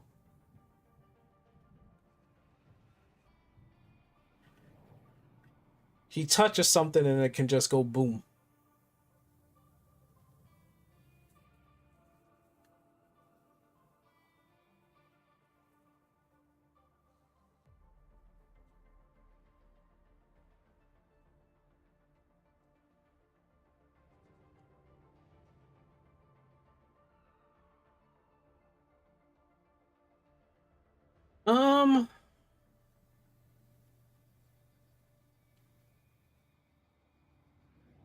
Yeah.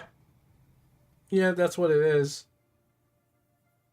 So it's very interesting how he plays in this game. It really is. I think I'm gonna call it for now. I think the test is clear. I see that on the other screen it doesn't look like anything's slowing down, but I'm gonna have to test it when I go into quick play next time. I'm not gonna do it now. So when that happens, it happens. Yeah, I'm gonna play a little bit more of this. A little bit more of this. This is the only other...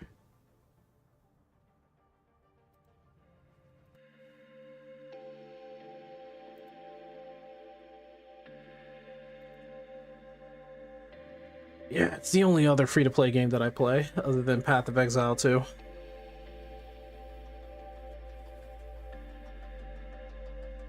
And maybe HIGHGUARD.